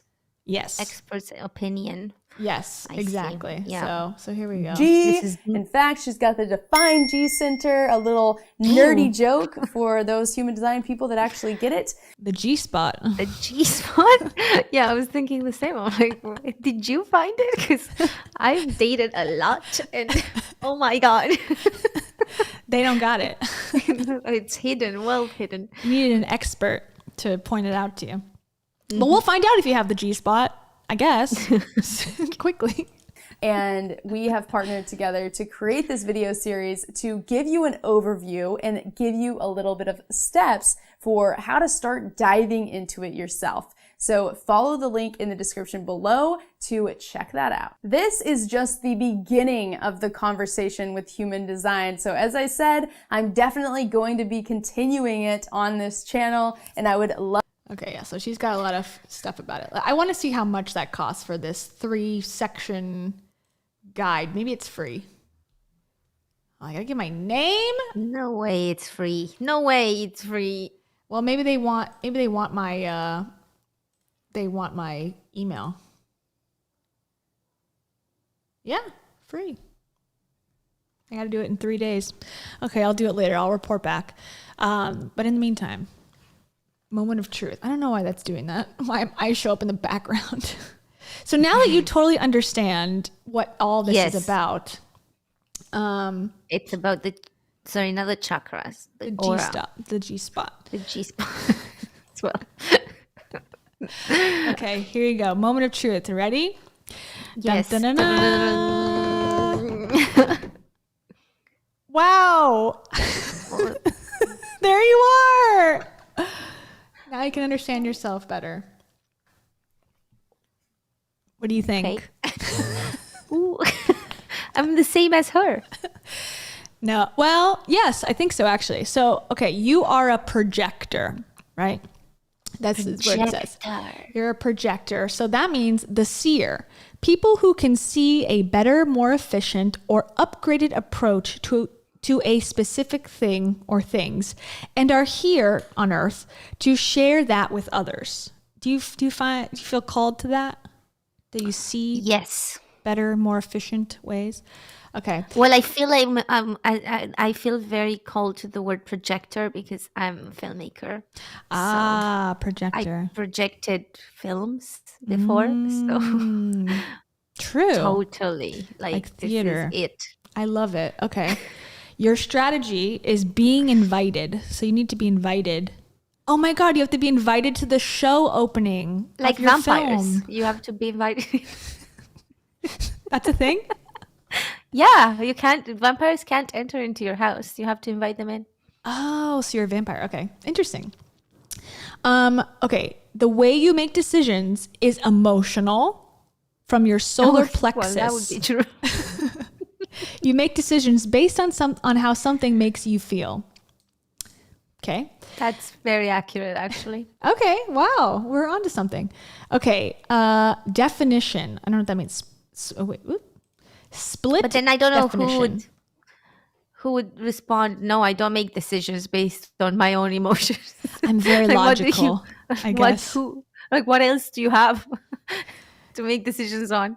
Logic, or we'll read my chart. I have a different one, so maybe we'll find out.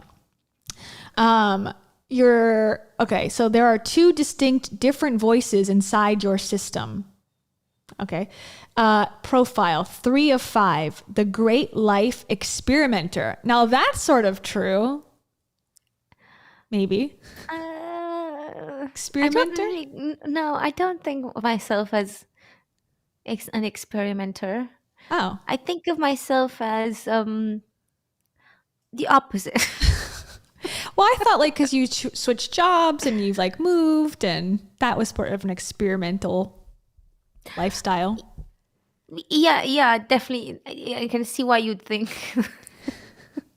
I can see why you'd think that. However, I think it's coming more from a general dissatisfaction with whatever it is that I'm in, rather than my own desire to try something new.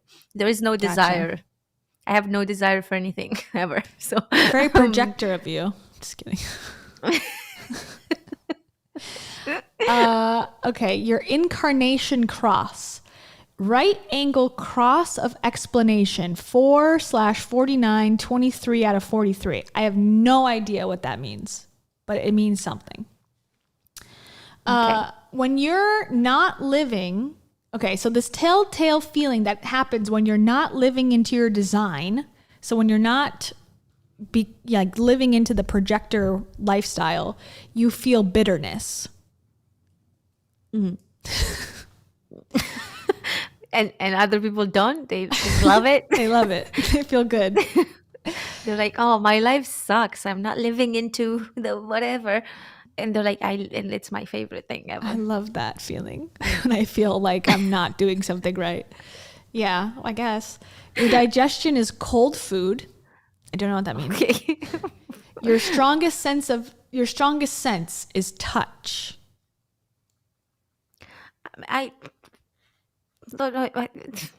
It's okay. Okay. I can see a few situations in which, touch is a favorite thing. However, out of let's say if I see 50 people a day, out of those 50 people, I might want to touch one.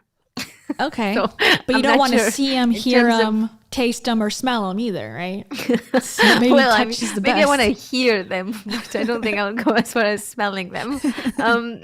Unless I'm attracted to them, and then that's a whole other Then you're thing. like, I got a G-spot, I want to taste them.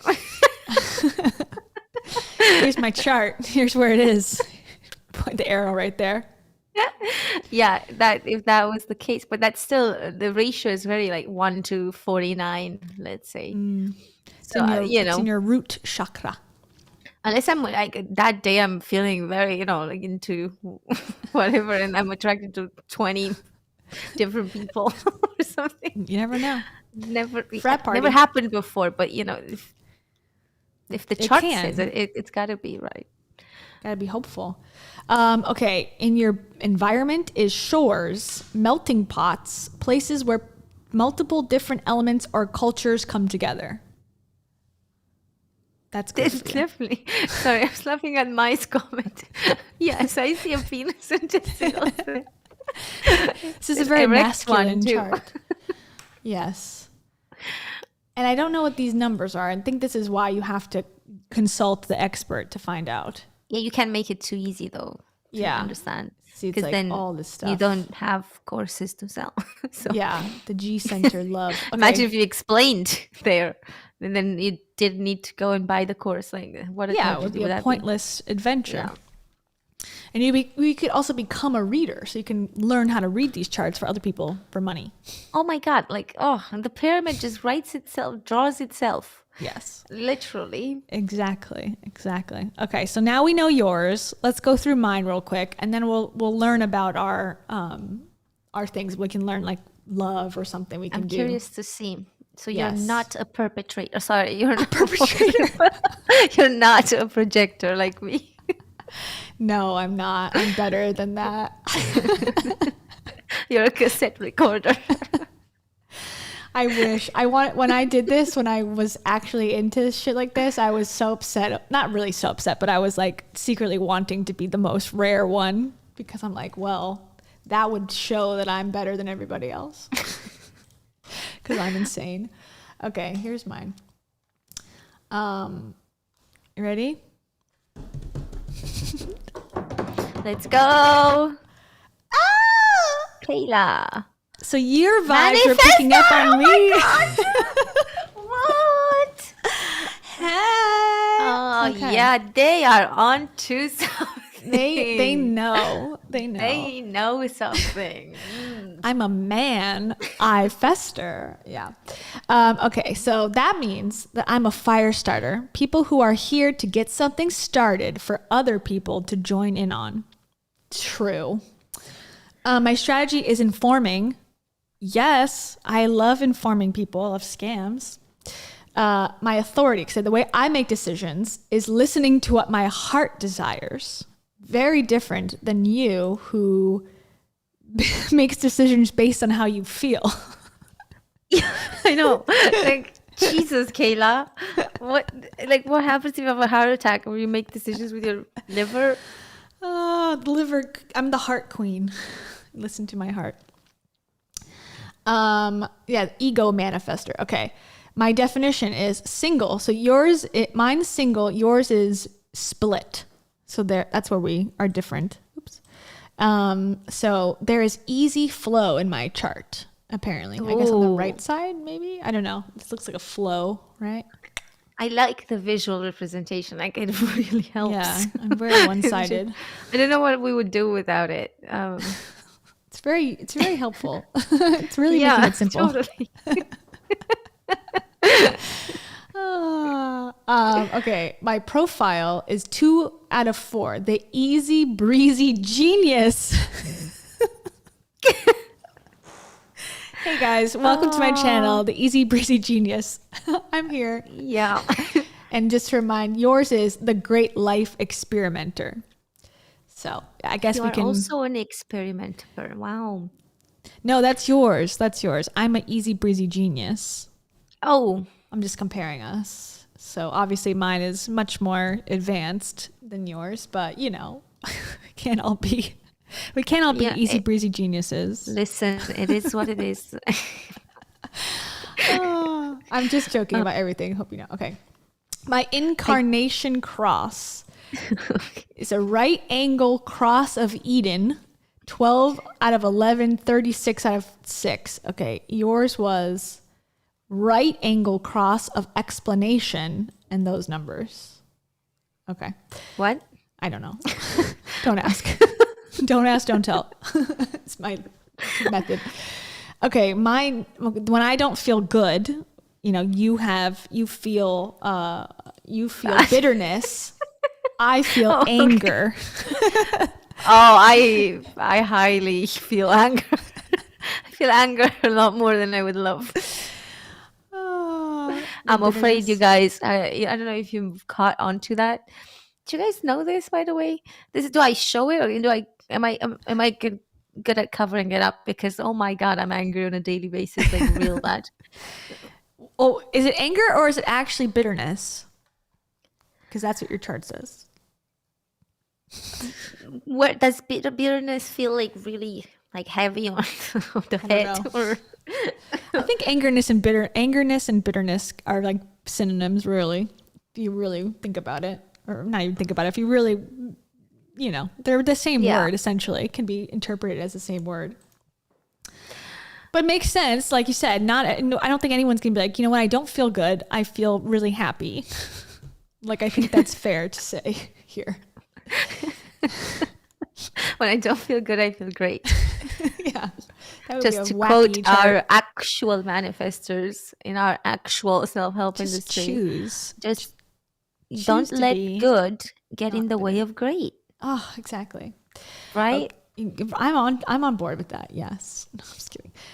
My digestion, yours is cold foods. Mine is peace and quiet. So apparently I don't eat. Maybe that's how you stay in shape. Yes, that is. It's just maybe you should start a TikTok channel. Rival the Liver King. Be like, you know, before we ate meat, we actually didn't eat at all. Vibes. So let's go back to the actual roots. Hey guys, it's the Easy Breezy Genius here with another digestion tip. Make sure to have peace and quiet and just sit there. No diet needed. Yeah. We have a similarity. My strongest sense is also touch. Oh apparently. My god. Well, we chose the right career. Massage therapist. We are like, how can we make touch be a priority in our life? Let's get a podcast with someone from across the world. Let's never touch or meet. Let's never meet anyone we ever work with. Let's stay home alone all day. Perfect. That's why I'm so angry and bitter all the time. Let's get a career where I don't have to go outside and run into someone. Oh, it's so good. That's why we have problems. Okay. My environment is also shores and melting pots. Okay. Places where multiple different elements or cultures come together. So we have the same one. Are those shores? Two? Yeah, the environment, shores and melting pots. Sorry, shore like seasides or? Yeah, I think so. I guess shores. I'm not a big fan. I mean, I like the sea, but I'm not like, you know, obsessed. I prefer the mountains. Interesting. I'm definitely a beach person compared. If I had to choose. But you live in Florida. Like I grew up far from the sea, so I didn't. It's never been like a big presence. Well, except because I live on an island, so I'm surrounded. But it's a different thing here because it's cold as fuck. So you know, like it's not different. Quite. Yeah. But also, I don't get like I went to the seaside this summer with my sister, and she was like, "Oh my god, I would love to have like a flat by the sea and just come here like every weekend." And I was like, "Just relax. Why? Like this sucks. Like it's fine. I'm enjoying it, but stop thinking that it's not right. Your birth time does not align with that belief. So push that down. Where was that belief when I was there? Push that down, deep down. Way too hot. Never think about it again. Okay, so do you want to see if we're a good match as friends? Oh yes, please. Or as co-workers? Okay, let's see. We're gonna get exposed here. Like projector and manifestor relationships. Okay, I'm ready. God, this is. Let's go. Oh wait, okay. Doop doop doop. Some of these are long as hell. This one's like an hour long. I'm like, okay, I don't have that much time to Nothing like 2-3 minutes, 5 minutes, Yeah, tops. give us a quick thing. Yeah, but no, because if it's quick and simple, you don't need a coach that costs thousands, probably, right? Yes. Well, I don't know. I'm sure a reading is like similar to like a psychic's reading, which like, $100 or something per hour. Okay. The push, this is so long though. Oh my God. The push and pull, pleasure and pain of the manifestor projector relationship. Projectors and relationship. Manifestor, why people envy the manifestor. I know, right? Well, they are easy breezy geniuses, so how could you not? I can't help it. I was born this way. Yep. How to love a projector. Okay. I want just like, are we a match? Wow. Am I hard to love? Like, do they need to come up with videos on how to love me? How like, to love I me? promise you guys, I know they are lost cause, but if you follow these 70,000 steps, it will work out. I agree. Okay, let's see. How to. Okay, let's just listen to this one. This is going to explain everything about you. Okay? Let's just start here. We'll start here and then we'll go from there. Have you recently discovered your human design projector? This is for you, specifically Cam. Okay, I need to pee really quick, so I'm going to bounce for 30 seconds. Bye. You probably saw your body graph chart and had a mild freak out wondering what the hell everything even means. Well, don't worry, I'm here to help you get clear on what it means to be a projector and how all this human design information can even help you be the best, most authentic version of yourself and help you live your most abundant and fulfilled lives. And by the end of this video, you'll get the 411 on the human design projector as we answer the basics like, what does your energy type mean? How is your energy type determined? What are the characteristics of the projector aura? What is the projector strategy, and what are the projector not self and signature themes? So if you enjoyed this video and want to learn and continue to deepen your understanding of human design, I'd be so grateful if you could show me some love, give this video a like, and subscribe to my channel. And with that said, hi, my name is Crystal Alfarero, and I'm your fun-loving human design certified business coach and host of the Magnetic Self podcast. And I'm also your fellow projector. And when I learned that I was a human design projector and learned what that meant and how it affected the way that I live my life, it was literally like someone was reading into my soul. And it felt like such a huge relief to know that I wasn't alone in my struggles of trying to keep up with the fast pace of life and honestly feeling that chronic exhaustion, pushing myself to do so. And so my personal experimentation with human design really started when I was at a crossroads in my business. And I was doing all the things, listening to everything that I thought I should be doing. Helpful so far? So far, she's been very sad in her life until she found out she was a projector, and suddenly everything is changed. Same for me. Same for you. Today's your new life starts. I'm feeling it's happening. I'm feeling the change. It's taking over. Perfect. Well, good. I'm glad. I'm feeling the pull to go out, and express, project myself. Would you like to know your strategy? You want to know your strategy for life? I think that would be most helpful, right? Yeah, definitely. I want to, because I definitely have a strategy, you guys. You're about to change it, switch it up. And what is the projector strategy? Well, first of all, strategy is how your aura type is meant to interact with the world around you. It's the most important tool in human design that allows you to work with your energy rather than against it, so that you're met with less resistance through your life. And the projector strategy specifically is to wait for the invitation. And when you use that strategy along with your authority in human design, you'll flow through life with more ease and flow. And to clarify, this strategy doesn't apply to every single decision that you make. You don't need permission to do things in your daily life that you want to do. You don't need permission to follow your passions. And as a guideline, Using this strategy generally applies to the 4 major life categories or life decisions. So love, career, friendship, and if you're considering moving. So instead of constant initiating and draining your energy, this really means nourishing yourself, following your bliss, mastering your craft, so that you put yourself in a good position to be recognized and therefore be extended invites for different opportunities. So attracting those invites and those opportunities. And my rule of thumb is that I usually use a strategy where there is a large energetic exchange between 2 people that's required in order to fulfill or obtain something. For example, relationships and choosing your partner, or choosing a place to live, and even client relationships where you are helping them through a transformation using your skills.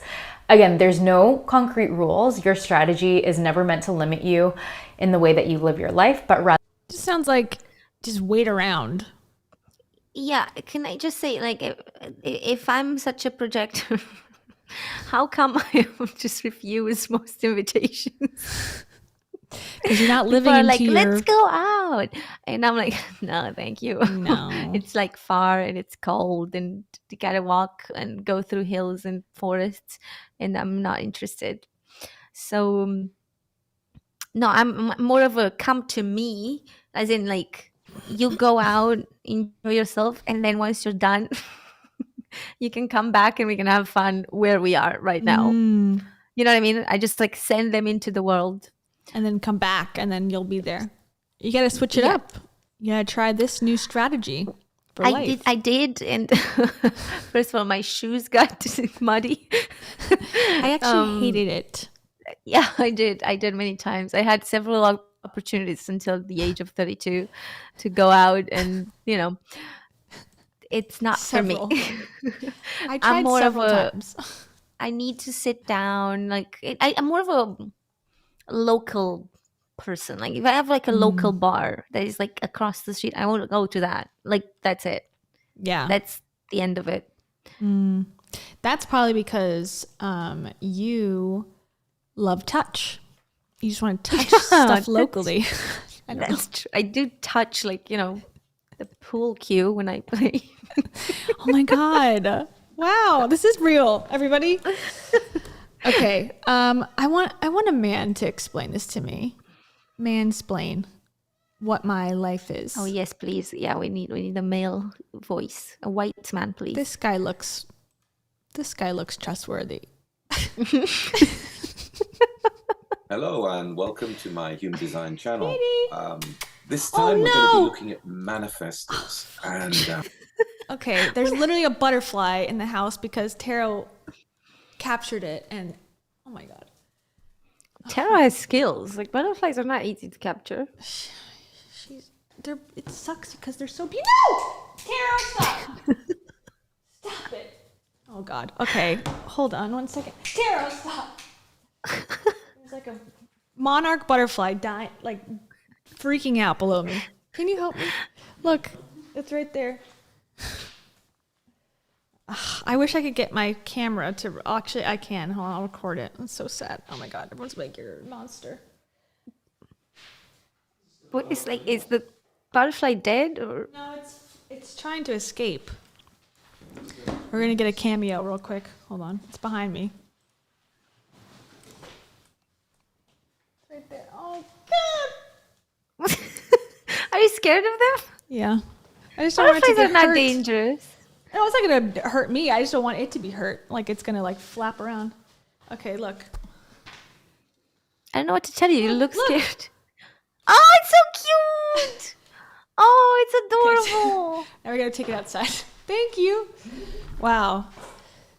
That was a manifesting moment. I was like, I feel like we're going through a metamorphosis, and then a butterfly flew into like, my I want to manifest some fear into my life. Oh my God. Sorry, everybody. Thank you. Yikes.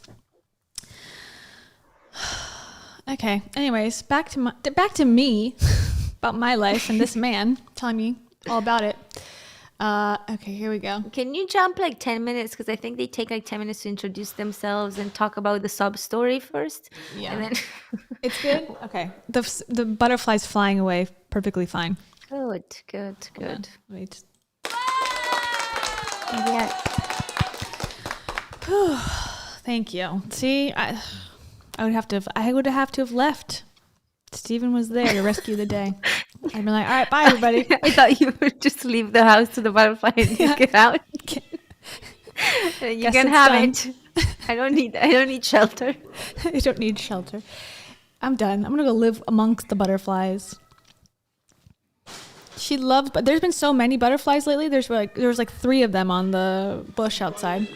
Yeah, I was thinking exactly what Mega says. Yeah, you live in a different place. Yeah, I know. There's no warm. insects here. They're dead. They're all hibernating. Yes, it is. They're It's frozen. like 75 degrees Fahrenheit here right now. So it's 76, which is warm. Anyways, okay. All right, Richard Beaumont, tell me about myself. When the emotions impact, they impact in a way that does shatter in some way. What was there before changes it. If you're thinking about the money line from the will, this is impactful in a material way, but it's also impactful in the sense that we're talking about an energy that is, well, regal in some way. Oh, thank you. You know, that power, that direct power. When a 45-25 puts 45-21 puts their hand on your shoulder, there's immediate inclusion. Or I mean, that's if they want to include you. If it's not, they turn their back on you. That also has an impact. But No way. include you with a touch. You know, Wow. so glad you're here, Richard. You're just like, oh wow, I really feel here now. You know, I have the king's blessing or the queen's blessing. So I'm a queen. there's so many ways they can impact with their generosity from that channel. All right, this guy sucks. Okay, sorry. I mean, he's fine. He's boring me to death. As a manifestor, I just need constant stimulation. Everyone knows that. Yeah, I think, you know what, I think I understand human design. So if you want, I can explain what you Please. are and how you feel Please go for it. and your strategy. Okay, I'm ready.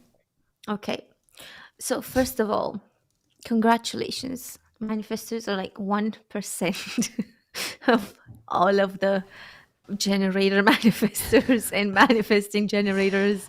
And like the manifestors, 1%, very, very few. You are unique in like Always. a multitude of ways. Thank you. So first of all, the way you feel is different. You don't feel like other people. You feel in a very personal way. And you have a way of dealing with your feelings that is very subjective. Yes. And nobody else has it except for you. I've always felt that And- way.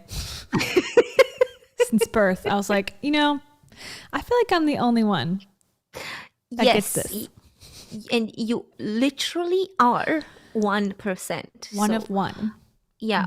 And the way you move through life is through a series of steps that Yes. basically lead you to sometimes anger, but then sometimes when Not. you feel your anger in your own specific way of feelings, you've basically lived through your aura and the anger the anger is like actually very very productive for you, and it makes you a Yes. genius. Yes. And while you're like, you know, your brain is so busy just firing and wiring and becoming a genius and transforming all this anger and all these feelings into more genius and just the genius into anger. It's very it's a sight of beauty, and basically Thank you. it makes you a leader. Oh, I knew it. I knew it. Yeah, and you have such a personable way of leading people that people don't even know they are being led. But you lead by leadership, by by strategic leadership. Yes. Thank you. That's me. Oh my God. Yeah. That was pretty good. How did you learn? How did you attain? Did you get that from source energy? I don't know what came over me. I am a projector of ideas, you know, like it came to me. It just came to me, and I literally don't remember anything I said. Because I'm like Gabby Bernstein. I just some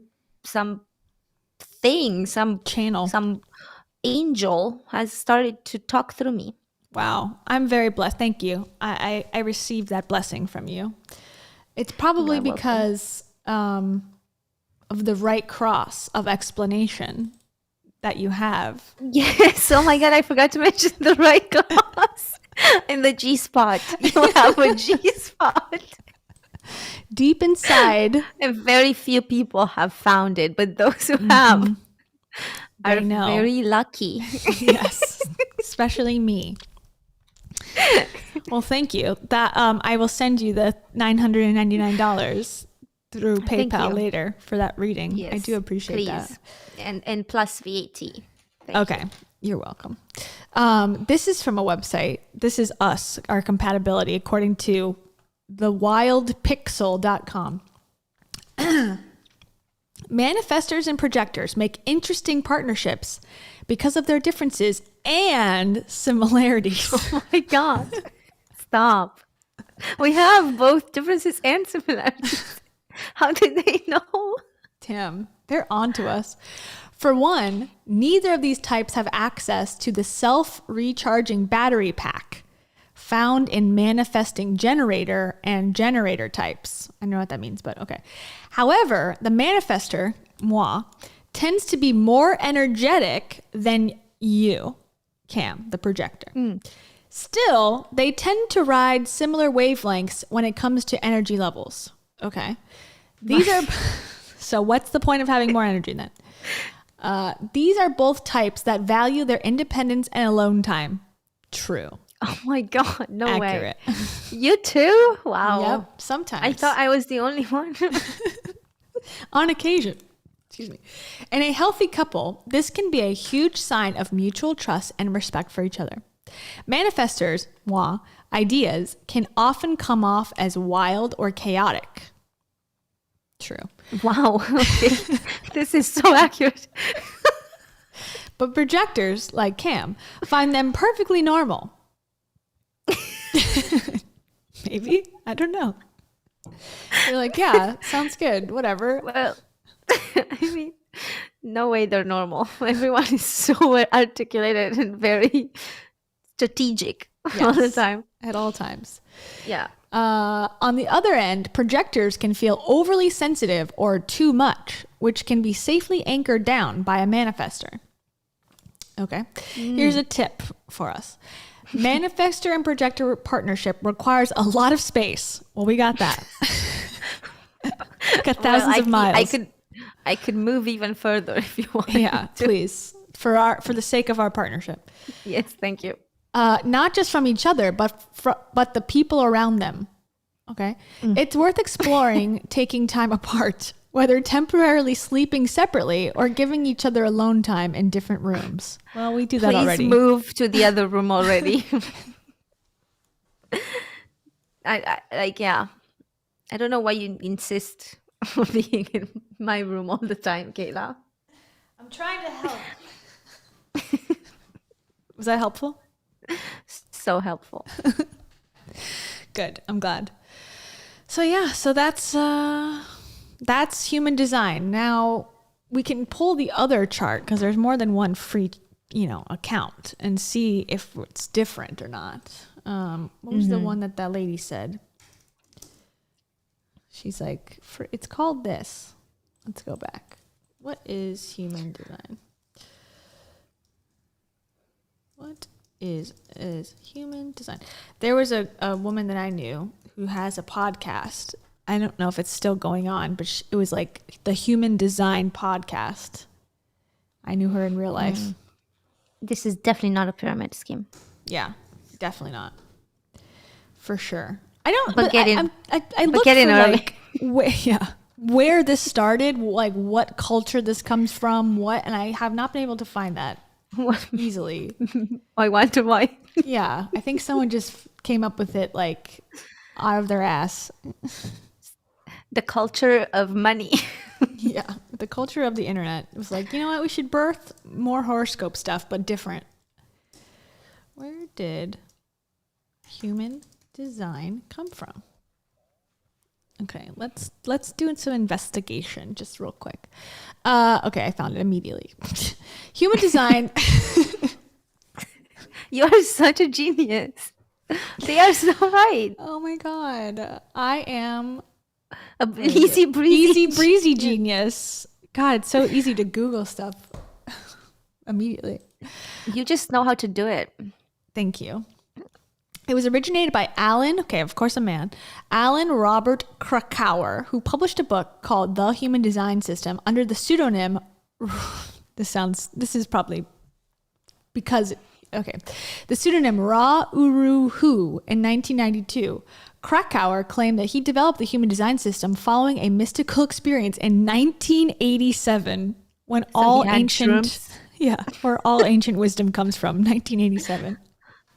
I love it when people have, you know how sometimes these filmmakers that I'm very jealous of, but you know, these people in Hollywood would be like, oh my God, I just smoked some weed and I came up with this idea. And it turns out it's like a trans walrus and like, you know what I mean? Deep, man. Yeah. And how'd you come up with it? Well, I just smoked this pot and I just figured it's the best idea on the planet. Yeah. And then I went and spent millions on making it. Cool. Yeah. That's amazing. So cool. Where did you get the weed? Alan dude smoked something. He's like, I have the best idea. And he's also like, I'm going to change my name so people think it's native to somewhere. Or it's mystical. Because my name is, what was his name? Alan. It's not John. Easy breezy genius. What's his name? Alan. Oh yeah, that's too white. You know, no one's gonna believe that like ancient wisdom comes from a guy named Alan. So he's like, all right, yeah, my name make is it now sound ethnic. Mm-hmm. Make it sound like there's substance behind it. Yes, that's what I think is coming. This is coming from. Okay, so let's read about the 1987 ancient wisdom. Human design is a new age-inspired pseudo-scientific practice. Its proponents describe it as a holistic self-knowledge system. Its effectiveness has not been confirmed by peer-reviewed research. Okay, shocking. No way.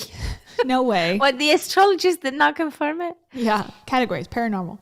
Human design combines astrology, the I Ching, I don't know this, Kabbalah, and Vedic philosophy, centering around the division of personalities into 5 energy types alleged to indicate how someone is supposed to exchange energy with the world. Manifestors, generators, manifesting generators, projectors, and reflectors. It was originated by Alan Robert Krakauer, who published a book. I said that already. Krakauer developed the human design system following a mystical experience in 1987. Human design purports to be a self-knowledge method which does not have any specific religious dogma or affiliation. Despite this, it has been described by theologian J.R. Hustwit as a trans-religious project that is breathtaking in scope and synthesizes 7 or more traditions. It has also been described as a psychological counseling instrument. By whom said that? This is written in Swedish or in German, so I'm going to not take that as truth. And the new astrology. In human design analysis, planets are displayed in a type of horoscope called a body graph. Okay, so those are planets, I guess.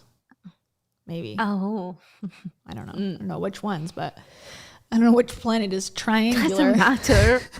Don't get bogged down in insignificant details when the big picture is upon you. Oh, man. Yeah, of course. You're right. Sorry. This human design body graph from Maya Mechanics imaging software. Makes it sound so high tech. Yeah. Imaging software. Oh, this was not a penis, you guys. That was the head. That was like the literal head. Oh, the head, the bigger head, the main head. The actual, yeah. The main I frame. see. It definitely did not look like not that kind of head, at least. At least for now. Okay, the body graph shows the 64 hexagrams of the I Ching or One Ching, I don't know, at various locations on the body. It is sometimes shown with a mandala overlaid on the 12 signs of the zodiac. Human design also addresses dietary regimen and ideal environments for living, working, and relationships. In addition, it claims to facilitate deep access to bodily, generational, and interdimensional intelligence. So, there you go. Wow. We did it. Interdimensional. Mm-hmm. Wow. That is something worth money. Yeah. I need to know more about Alan. Oh, I don't think you need to. Alan. Robert Crack. Let's see what he looks like. Alan. Or AKA Ra. Ra-oo. Here he is. Oh. He's probably still alive. No, of course. This was 1992. Probably his first book. 87. Right? Or no, he put me the book in 92. Yeah, we were already alive when this book came out. I was 2. Wow. Dang. Okay, he's from Canada. Ra Uruhu was the human design founder and messenger. He was born in Montreal, Canada in 1948. After he earned a Bachelor's of Art degree, his career path led him into the business world. Okay, shocking. As an advertising executive. Wow. Oh my God, I should go into advertising. You need to. I've decided. You need to. Magazine publisher and such media a projector producer. of me. Like, yeah, I wonder what he is. Oh, he's a manifester. Oh, like me. Like his little logo looks different there. Mm. Or is that not his? I don't know. This is the Jovian archive. So I don't know what that is. Okay, so of course he goes to advertising and media producing. The arts were important to Ra, and he expressed himself as a composer and performer throughout his life. In 1983, he left Canada to travel, eventually finding his way to the island of Ibiza, or Ibiza, where he spent Ibiza. Yeah. Africa. I don't know the song. Sorry. I took a pill in Ibiza to show Avicii I was cool. Okay, I don't know. Well, yeah, because there's nothing else to do in Ibiza. Yeah, take pills. I'm afraid. I don't know how it was in 1983, but if it's anything like it is today, it's a party town. Yeah.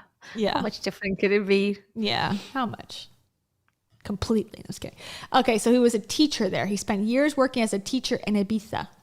In 87, he had an unusual mystical experience, followed by an encounter with a voice, an intelligence far superior to anything he had ever experienced. This encounter lasted for 8 days and nights, during which he received a transmission of information, what is known today as the human design system. So he was having Hanukkah in his mind. He was high on shrooms for 7 days straight. Yeah. So how are people reading this and deciding, oh yeah, this is a good book to publish? Like, yeah. Self-published. Totally. Hay House, probably. I don't know. I have a feeling it's probably through Hay House, would be my guess. All these YouTubers are reading about this, let's say, and they go, yeah, oh my God, legit story, dude. Like, yeah. No one has ever talked about, from my views of it, about who this guy was and where it came from. They make it seem like it's like, yeah, like some mystical thing, not from the 80s. Okay, in 89, after his encounter with the voice, Ra Uruhu wrote the Rave Ching, the foundation upon which human design rests and the key to unlocking the code of our genetics. As the oldest of the Chinese classic texts, the I Ching, or Book of Changes, is an ancient divination tool used for over 3,000 years. Huh? Right. Yeah, never mind. Okay. I don't think we should, cares? you know. look deeper. Okay. I think from now on it's just the ramblings of a madman. Yeah. He died in 2011. Okay, that's sad. He dedicated the next 25 years of his life to the development and teaching of the system around the world. Together with his family, he lived in the U.S., Germany, and for most of the time on Ibiza, Spain, where he passed away in March 2011. There you go. I hope he was high on insurance when he passed away. I would probably bet on it if you're still in Ibiza. But okay, so this is started by a white Canadian. That's good. Yeah. I mean, it's, it's lovely when you realize, I think it just shows a lot of self-awareness. Mm-hmm. When you're like, oh, I'm but a white man. Let me just appropriate some culture. Let me, you know what? No, I'll appropriate all of them. I'll combine all of them, 7, and just appropriate because like you can't be accused of cultural appropriation if it's a new thing. Yeah. Right. So if you just combine them, you kind of make a paste of sorts, and then you call it yours, and you call yourself Rauru. Rauru, the guru. Makes sense to me. I am not your guru, Rauru. I am not your Rauru. I am your guru. Okay. Rauruhu. Also, and he didn't even live to see the success. No, on I don't YouTube. think so. Yeah, the absolute virality of human design and the girlies who spread its message through the world. Oh my God. Okay, his website is raw.uru.hu. I'm kidding. I love it. It's my favorite thing ever. Rauru.hu. He's like, I need to find a URL that's available. All right, let me just... Okay, I got it. That's my new name. Oh, man. Yeah. Okay, I really do think, though, it takes somebody with that... what's the name? Like the privilege or the narcissism that's like, God needs to deliver a message about Chinese wisdom. He's going to pick me, a Canadian who's currently living in Spain, to deliver the message to the world. That, or, enough shrooms or enough acid or enough hallucinogenics and you can become psychotic. Yeah. So, this could be the symptoms of a very, very deep mental illness. Yes. That should be celebrated and spread to others. Like, what else is a plausible explanation for this? I don't know. Good question. Yeah, and he made it into a penis too. Like, he was like, I'm still a man. It's like the Keith Raniere thing, the Nexium guy who's like, it's a mountain. But then you like turn the tattoo branding and it's like his initials. And you're like, oh, okay, yeah. It's not a fucking mountain. I'm an idiot. That's his initials. It's like, oops, sorry. We put the mountain upside down. Oopsies, we made the mountain in the shape of a K and an R. It's symbolic of my name. Oh, God. Oh, how lovely. Oh, yeah. Nice. Anyways, this was something. That was something, right? Maybe next time we can look at the Myers-Briggs. I don't know if you're acquainted with the Myers-Briggs personality test. I've taken it before, I think, and I heard that it was racist because the creator of it believed that something about the intelligence of the white culture was, far superior. So it was written for white people only or something like that. There's a documentary about it and I was like, that's not surprising. Wow. Okay. Okay. I actually just had to take the Myers-Briggs test for a class. In like a good faith way, like, oh. Yeah. Like I had to defend, basically I had to explain I have this class called Strategic Leadership. I had to explain my leadership capabilities based on the Myers-Briggs test. I had to roast myself. Oh no. Well, go to the class. If you get a bad grade, be like, yo, it's actually racist. So no, I don't want. I want to tell the professor, the lecturer, whatever he is, that this isn't scientific. Why are we doing this? But I'm not gonna just, you know, get myself kicked out of my master's. But the entire time I was like, "Are you serious? This is pseudoscience. This is not true." I don't like how that is a thing. Like, it's very much stuff like this is accepted in like higher education, and also they use it for like multiple companies, like Deloitte use it for recruiting. Well, this is part of this documentary that's on HBO. They do it to ask what your race is without asking what your race is. What the filmmakers are sort of speculating. Like, these personality tests are meant to weed out different cultures based on what your answers are. And so it's not really about what your personality is. It's like, without having to figure it out or like ask you directly or have proof, like instead of saying like, oh, we only accept white candidates or what Asian or whatever, they can do this personality test and then they can say, well, we took their personality doesn't match our culture, workplace culture. And so it's more of like an excuse of like, oh, this is why we didn't select this person.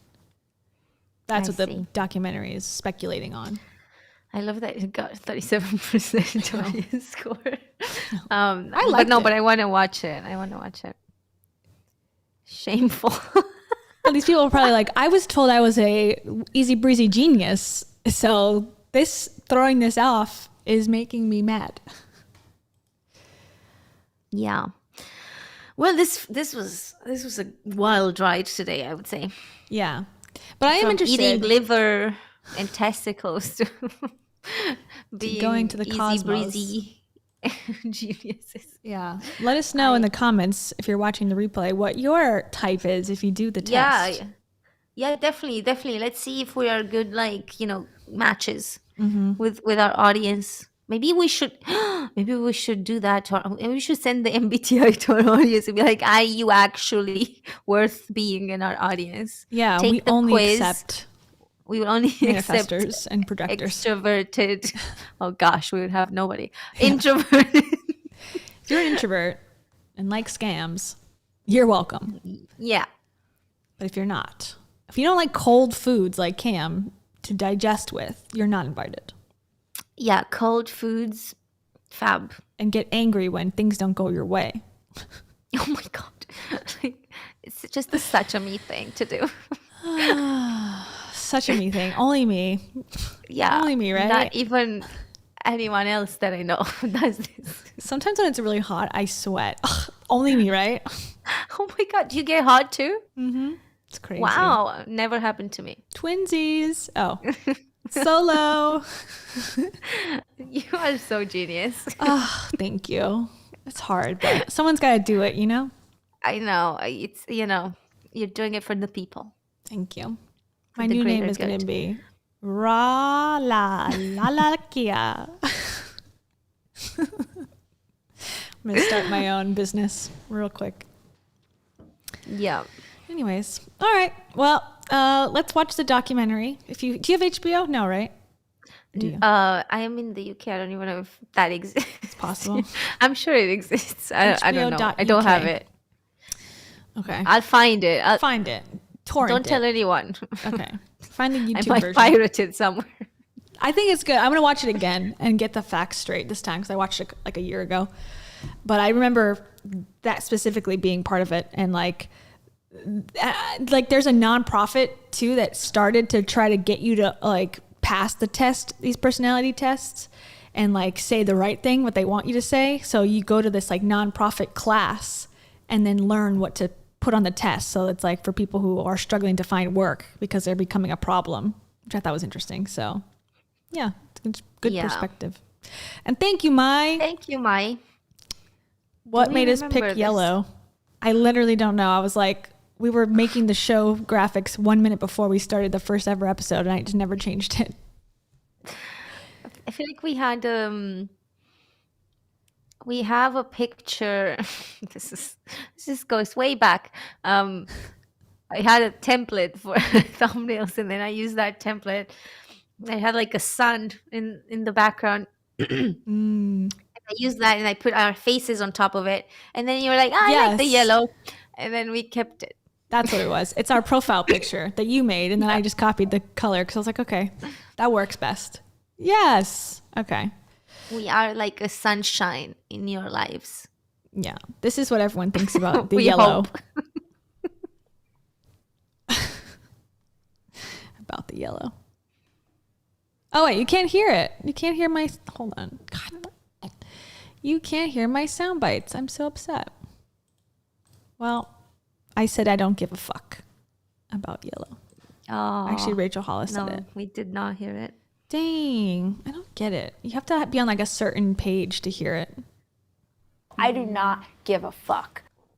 There you go. Oh, yeah. We heard it.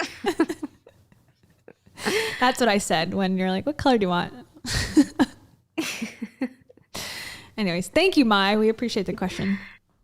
Yeah.